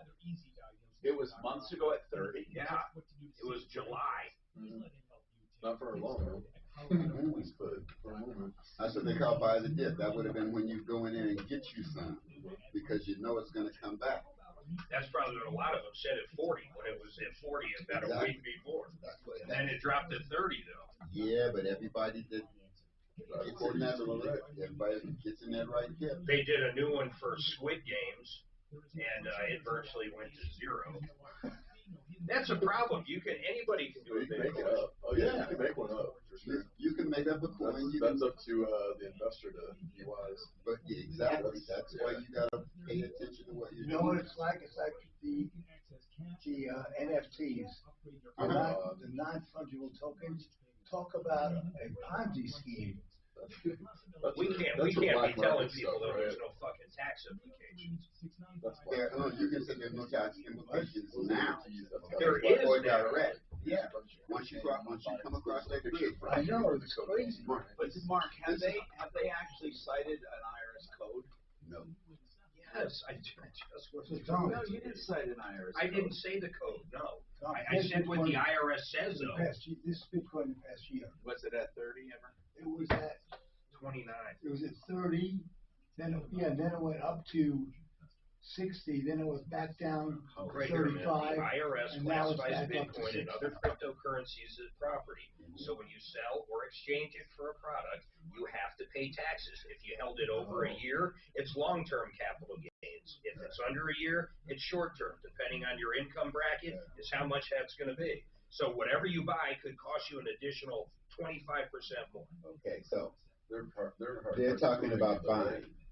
They're talking about buying a Tesla because Tesla takes Bitcoin. All right. So isn't the IRS as big as this year? The ability to So if you actually bought catch people Bitcoin in not July, doing that? Once again, I'm not denying that. You can also do everything in cash and they can't do that. That's what I was asking. But when they do catch you, because your fucking neighbor tells them or something, then you're going to be fucked. Yeah. Today, the whole big win behind this coinage shit is people are staying out of that money. Do you know They're staying out of that money. I'm trading with you. You know what? The government has no idea what no paperwork. I'm trading with you. You went to the cloud, came into your pocket. There's no exactly. There's no and cash. you sold this house and gave you the money. So So I got this. So I said, you know what? I didn't even know the money was years ago. So I gave it to my buddy, friend, son, and said, here, just invest it in crypto. And I don't need it now. Let's just keep it. And so you know, Tom, it's a Schedule D. It's a capital gain fucking loss or gain. That's what it is. It's your Schedule D. Once again, if you want to lie about it, that's a whole different what deal. I'm doing out here in the DeFi world. But if you buy a washing machine for $100 and sell it for $500, it should be on your Schedule D. Well, because on paperwork. Yeah. Now, if I come back in, I want to use a Coinbase card or something like that. That is a knowledge transaction. Everything about that transaction. But the point is, look, that the hitch is that people won't report selling it. So And how would anyone you know? have something on the market. How would anyone know if you bought and sold it? That's the key. Well, I guess you'd say the same thing about cash. Well, Seriously, if you own a car dealership and someone shows up with cash, well, I mean, your okay. inventory track Cargo's missing. I'm talking about me. Yeah, If I exactly. bought crypto right now, and sold it, how would the government ever know? So they're not in your wallet? They have no idea the money in and out of the wallet? They have no idea of the money in and out of a DeFi wallet. They have idea of the money in and out of a Coinbase wallet. They're clear on that. But if you're operating out of a DeFi wallet, they have no. So until they know, until they figure out what was in your wallet, I guess not. Exactly. And then whatever you did make times it by 50, and that's what you're going to. Exactly. And even colder than that, when you think about what a blockchain is, it is a ledger. It's going to literally follow your profit. So once someone, Tether. Tether is another stable coin. Right, it is. Hi, Tom Martino, your troubleshooter. Henry, you got a Comment on wheelchairs. Go ahead, Henry. What's going on? Yeah, I know 2 locations where they sell them extremely cheap. They just and they're called Goodwill Health. Yes, Goodwill Health. They gave them practically away. Everything is donated there, and I bought one there, $17,000 wheelchair for $400. I mean, they're just cheap. Goodwill Health. Goodwill Health. Where There's are only they? 2 locations. There's one in Loveland and one in Greeley, and there might be possible one in Denver, but those are the only ones that are in entire Colorado. Thank you very much. Appreciate that very much. And Devin, which is the one you gave out? I want to make that clear again for wheelchairs. The Assistance League of Denver. What does the Assistance League do? Do they give them away? Do they loan them? What do they do? It's typically a loan. So like our patient that was waiting for a while for his wheelchair to be replaced, that'd be the perfect place for him because he might not have to purchase anything. Okay. Is there any way they grant? Do you know? But they're not permanent placements. I don't know for sure. Okay. Jack, you have Bitcoin information. Yeah. What do you have going on? Yeah, what else would you like to know about that, Tom? I'd like to know, what do you use? I use Kraken mostly and Coinbase Pro. I want to ask you something, Jack. If you bought Bitcoin at 30 several months ago, and now it's at 60 and you sell it, how does the IRS know? Records kept track on the exchange. Which exchange? Either Kraken, Coinbase, any of them can be linked now. They can be, but are they linked? Yeah. Well, you got to go through a simple program that you can link up with your tax when you prepare your taxes. Wait, voluntarily? Voluntarily. What if you don't?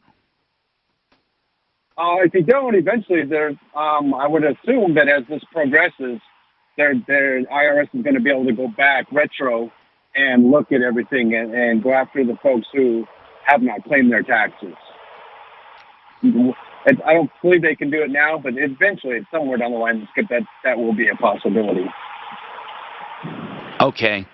It just amazes me. Isn't it funny how the government feels every dime you make they should take part of? Isn't that amazing? Wow. Anyway, 303-713-8255. I'd like to know what you do if you own Bitcoin. I wonder how many common people actually own Bitcoin. Can you imagine if that guy was right and if you spent it, you didn't have to pay taxes or realize a gain? Then as a company like Walmart, I would just pay my employees in Bitcoin. I would have no payroll taxes. I'd have nothing ever. It would be the best thing in the world.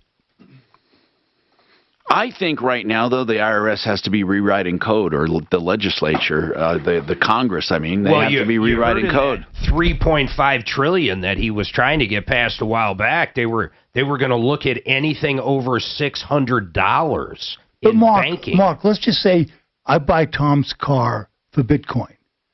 Then the government has no way to You're right, Doc. trace it. And if I sneak into a bank at night and no one sees me and I rob it, what's the big deal? I got away with it, right? Well, but the point is you're going to get away with it more if you have person-to-person sale using Bitcoin. All I'm saying, guys, in general, we should not be telling people you can go spend Bitcoin and not realize a gain. Because when the I'm not telling people that. Out, they're going to penalize the hell out of I wasn't telling anyone that. I know you weren't. Okay. A caller was. Yeah. And I don't care what a caller says. It's their opinion. And if I know it to be wrong, I'll tell them I know it to be wrong. I mean, this is a discussion. I don't think a lot of people know what the hell they're talking about. They all have an opinion based on their most recent experience. Coinbase does report larger transactions. If you spend $600, I know when I spent $600, they reported that. Okay, so they know I spent that money on that particular So to bring coin. it down the line, when you spend over $600 and they report it, when you go to file your taxes, Talib, you just simply put it on your capital gains, whatever it turned out? Or do they actually send you like a form or what? Like Ameritrade will send me whatever it's called each year. At the end of the year, Ameritrade sends out. Ameritrade sends out. I forget, whatever it is. Yeah. And then you have Does to... Coinbase do that to you? Do you What? get any tax forms at the end of the year? I haven't jacked around with them for more than a year yet. Oh, okay. Yeah, and they're constantly changing what they're up to. That's why I stay in my DeFis. Okay, so bottom line is we are talking about Bitcoin only because it came up. And there is no perfect system right now for tracking. Some people are saying that they report everything or the government knows everything. Others are saying not. In my text, it says, Tom, how did the government yank back some of that ransom that was paid in Bitcoin? And why? And then another one said, why could they not yank all of it back? I don't know. I mean, it is really a mystery. The government didn't they pay that ransom, right, for the refinery system? And didn't they get some of that back, all but $4 million? Isn't that so? So how did they get it back? How is that possible? I have no idea, unless if someone converted it from Bitcoin into a bank and they grabbed it from the bank. But, that opens up even more questions. I did want to talk about this for a minute. I really believe this woman needs to be exposed. She's I don't know how to put it. Imagine a little tiny Yorkshire Terrier. Well, okay, there was a news story the other night because it went to court. It happened in July. So let's talk about the story basically. Yep. This little Yorkie was apparently suffering, and it was dying, she thought, and she wrapped it in a blanket and said she thought it was dead. But at the same time, here's what bothers us. She drove 32 miles to dump it in a dumpster. She didn't just put it in a dumpster. She drove 32 miles and said the dog was throwing up, losing hair, but was dead. Yeah, which of course makes no sense. Now, they charged her with what, Mark? Let me go down here. They threw out 2 of the charges. Animal cruelty was thrown out, and that's the one I just can't. Well, what was she charged with? She was in court. And her name is Dr. Nikki Bell, and she is the assistant superintendent at Cherry Creek Schools. It's unbelievable to me. I mean, so I don't even understand how a person like this can be in charge of anything to do with kids. So the dog also had 2 torn ACLs, and some people, I don't know if this is true or not, if you pick that little dog up by the hind legs and throw it into a dumpster, you're going to rip those So ACLs. Anyway, was it wrapped in a blanket in the dumpster? It was sitting on a dumpster, so a construction guy... Wait, what do you mean sitting on a dumpster? No. Sitting, like the blanket was on top of all the trash and the dog on there. Someone placed... So it wasn't the dog wrapped. It wasn't... It was just sitting on the blanket, and the guy that found it said it was evident the dog was fine. You mean to tell me she put this little dog on a blanket in a dumpster, closed the dumpster... Waiting for the trash truck to come basically squeeze the life out of it. Dr. Nikki Bell. Couldn't even go to the vet and have it put down, probably because they wouldn't have put it down. Well, they probably would have, though. Why didn't she take it to a vet? Well, now the dog is with a good owner, and it's fine. Her email address is nbell7@cherrycreekschools.org. And you know what? Shame on this DA for dropping the big charges. She ended up basically spending $5,000 in some court fees. Was it a fine, $5,000? It was a fine that ended up getting donated to, some kind of animal shelter. I just can't believe this woman and her husband would take a little dog that's definitely alive. No one can doubt that whatsoever. It has a new home right now. Yes, it's all fixed up by the vet. It's fine. And it's just crazy. Here's the ones that were dismissed. Westminster City prosecutor agreed to let the couple plead guilty to negligent. No, it's not. Neglect? Neglect. Jeez. Neglect what? Animal. 2 counts were dismissed. Abandoning animals and cruelty to animals. This was cruelty, but are they claiming they didn't have enough evidence, or they just went for a plea deal, basically, They right? went for a plea deal. And then what it says is that really it should have been turned over to the other DA's office where it was dumped. And then he probably would have went after her a lot harder, but that didn't happen. I think it's probably because her position at Cherry Hill School. Dr. Nikki Bell, Nickie, and that's Bell.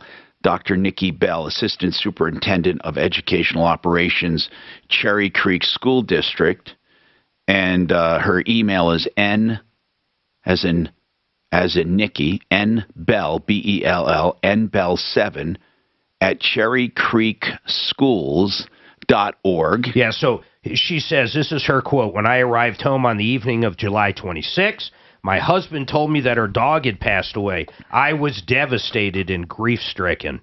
And then she goes on to say... So I drove 32 miles to dispose of the body. My husband wrapped the dog in a blanket and disposed of it in a dumpster. 32 miles away. Yeah, 32 miles away. That's right. Unbelievable. What's the husband's name? Let me see here. This, by the way, is all on Fox 31. Yeah. Boy. It's just the Bells. Robert and Nikki Bell. Robert and Nikki Bell. What does he do? What does he do? Shame on them. What does he do? I don't think it went into it. Okay. You know, basically, where did you put him to rest? What do you mean? This is the officer. Where did you put the dog to rest? Bell, in a dumpster. Where did you do that? When did you do that? Last night. So your dog is very much alive, by the way, says the officer. Bell says, what? Oh, my goodness. She's on LinkedIn as well. Did you see Nicole the puppy picture? Bell. It's adorable. You know how old this thing is? I just saw it. 8. It's only 8. Those little Yorkies can live to be like 15 to 20. It's absolutely unbelievable. And here's what Robert Bell said. As the officer is talking to him, this is all caught on the body cam. It says he was twitching, shaking, throwing up. But dead. Yeah. Yeah. No. I said, our dog is going to pass, so let's put him in a dumpster. Officer, animal control officer, but he hadn't passed yet? I thought he had. So he thought when the dog was shaking, twitching, that it passed. Anyway. Anyhow. Isn't that wonderful? And on that note, we have more coming up. I wonder if I should put that on. Is there a still of the puppy, or are you talking about the video? I wonder if I can go there and get a snag up video shot. I want to see how they got away with.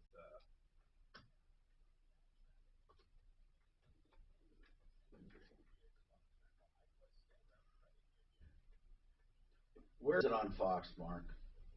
Suzanne, I think here. I'll just send you the link. It's buried.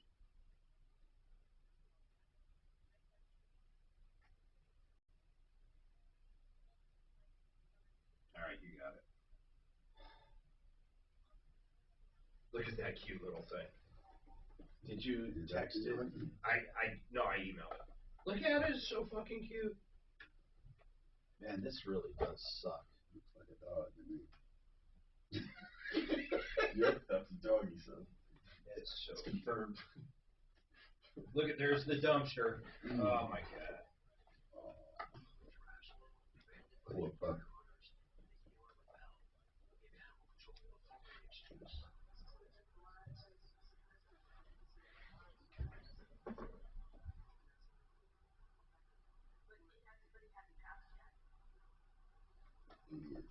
I thought he had. Okay, I'm Tom Martino for Fix It 24/7. Now listen to this. FixMyHome.com.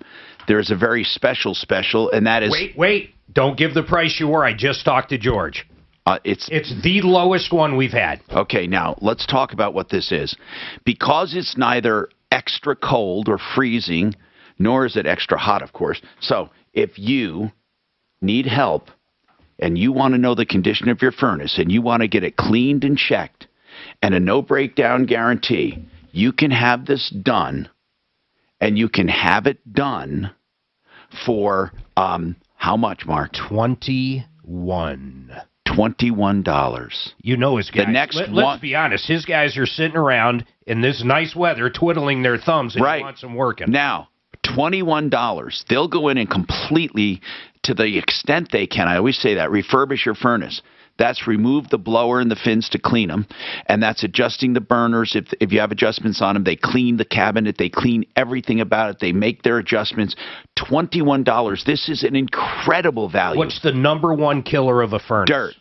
because dirt gets in and kills it. And they will make sure there's no dirt, no grime. They'll make sure it's running efficiently as well. And that's $21. Here's the best part. If they do find a problem, let's face it, there may be some. That's not the purpose of the visit. It's to show you how great they can do. But if they do find a problem, you have time to think because you're not under the gun. Think about that. $21. $21 and fix the no breakdown guarantee. The no breakdown guarantee all winter. So call them right now. There's only 121 slots left at this price. Okay? And it's 720-526-3939. The important thing is it's only for customers who haven't had this done yet because they want to show you what they can do. It'll take a couple hours, and it's $21. FixMyHome.com. Fix it 24/7. That's 720-526-3939. You have to book it today. You have to book. Now, it doesn't have to be done today. You must call today before the end of business to get the $21 price. 720-526-3939. Does not have to be done today, but you must call today to lock in that $21 price.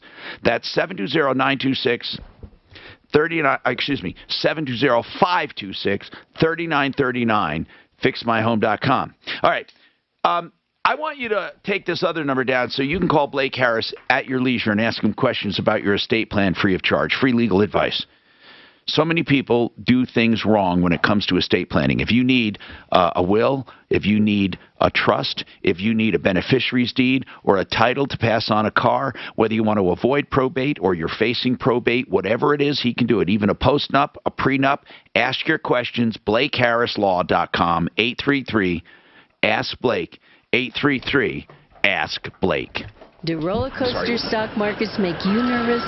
With such frequent ups and downs, don't let market volatility derail your retirement.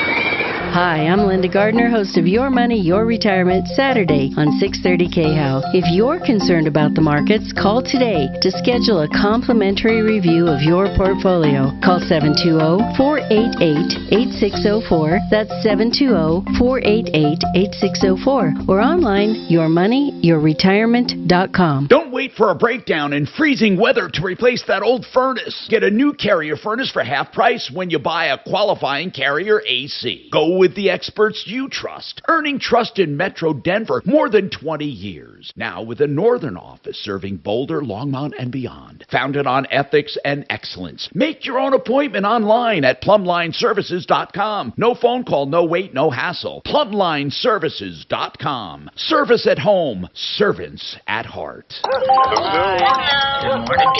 Hi, everyone. Thanks for joining. Before we start, can everyone make sure to mute your... What's that sound? It's me. That's the sound of it. Rising gas prices. Thanks, Brandon. I got another Brandon shirt, too. I got two now. Oh my goodness. Yeah. Let's go, Brandon.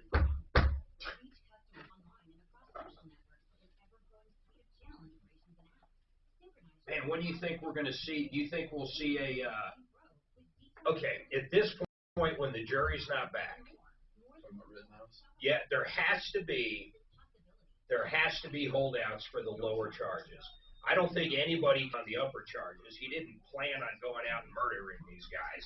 So I think they're down to the nitty gritty. Did he do these little things? Did self-defense fall in there?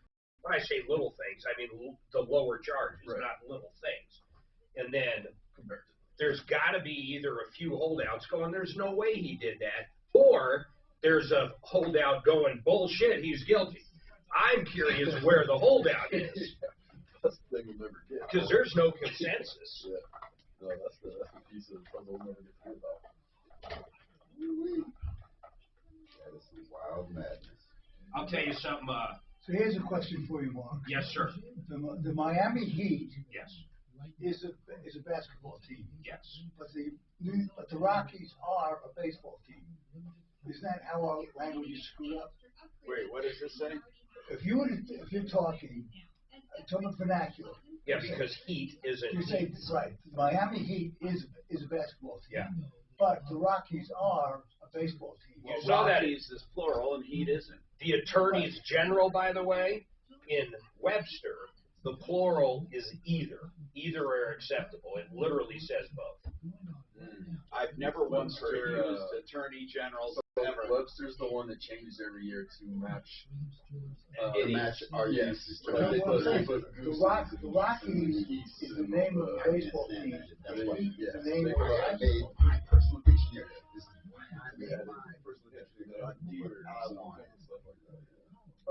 Irregardless is in the Webster. So I can use it. See, look, Tom, right here. Look. No, I know. there you go. About runs batted in Look at the versus RBIs. Right. No, it's all crazy. Where's that S go? It moved from here to there. RBI. But the name of the What's team. the RBI, put the S over here, and the runs, put the S over there. The name of the team is the Heat. Yeah, it's all. The name of the team I is don't the like any Rockies. of this. It makes me uncomfortable. I can't be like, no, it's this way. I don't like that. But just, I think if it sounds wrong, you shouldn't say it that way. Hi, Tom Martino. Or Troubleshooter, 303-713-TALK, 713-8255. Okay, so we had a woman who called who was so frustrated with T-Mobile. Do you remember that call? No. Her name was Trish. And I don't remember exactly, but she was the first common woman. And she had a phone, right? She was she really had a T-Mobile phone. And what though? What was the issue with that phone? Okay, she decided she didn't want it. Right. And she brought it back, she said, within the time. And they said, didn't they say, she said she had a business cell with T-Mobile. She ported her number in June, got a bill from T-Mobile for the tablet. She had only canceled the phone, not the tablet, according to them. So she paid it off and said, okay, good enough. Now I want to cancel everything. But she still kept getting billed for her tablet still, over and over, until finally Deputy Smarty Pants got involved. And what happened? We just got this, and he sent it to me, a text. I now have a canceled account with zero balance. Alice at River Point is the bomb. I guess that's who she finally got through to. And this is from Trish. Trish, we're happy to hear it. Deputy Smarty Pants, I know that you had a lot to do with that.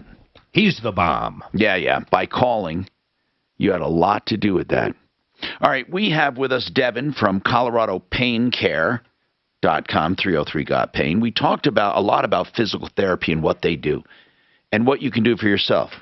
You had physical therapy with him. Yes. I mean, literally him. Yeah, him. And how was it? See, I know I'm putting you on the spot. Okay, well, now remember now, I work out a lot, but I work out wrong in some ways. I was doing too much movement in one way and not in another. And I'm 68. The good news is I'm not all bent over and hurting to a point where I couldn't move.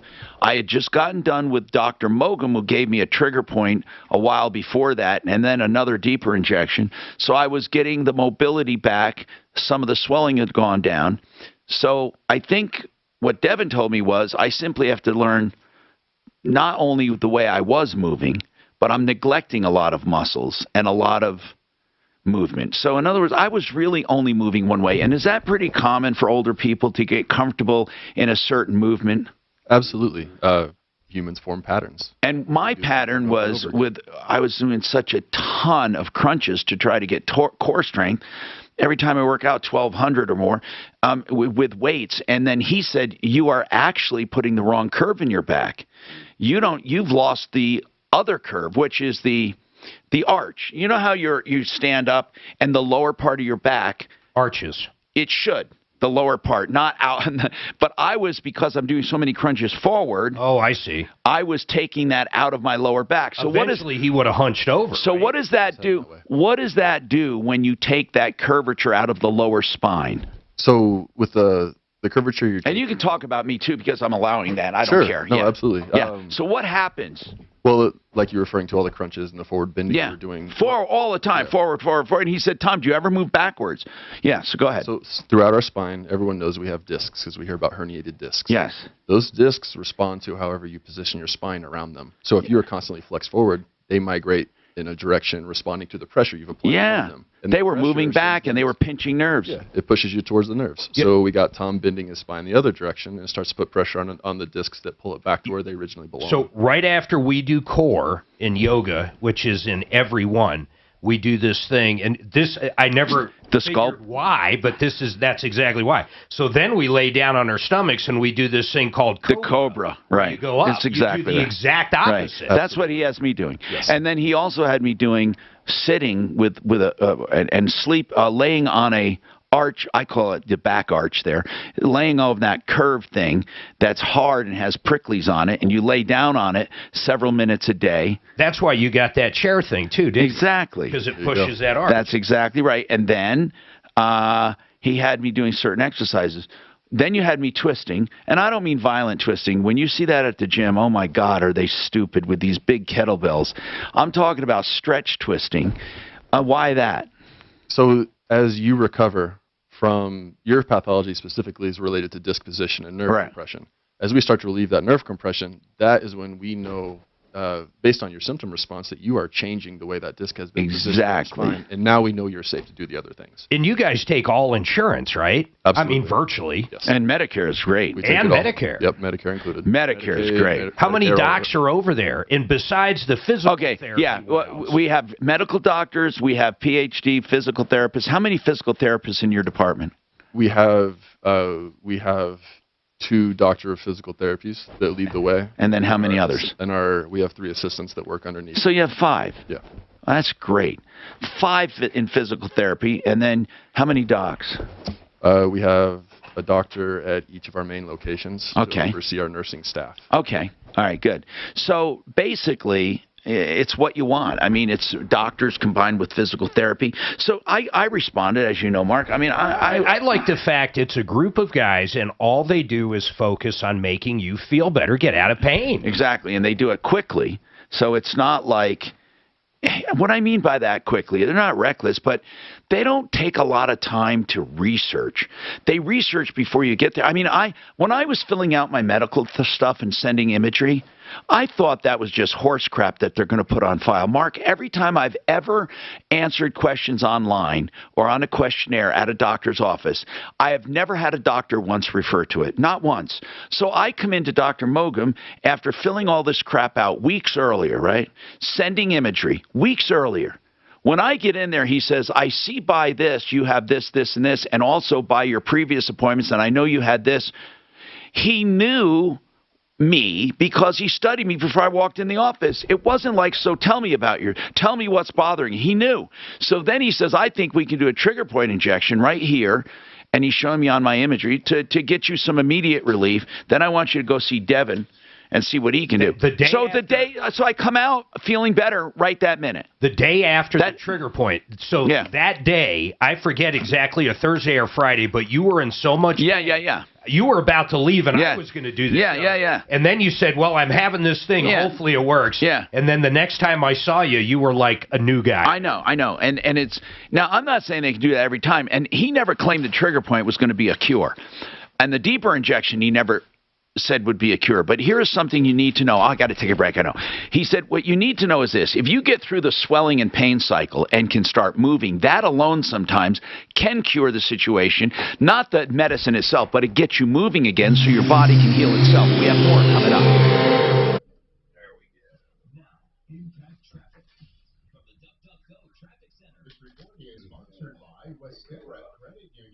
Can you cut that last kind of interview section as well and send it to me with the doc here, and I'll get that over to your guy.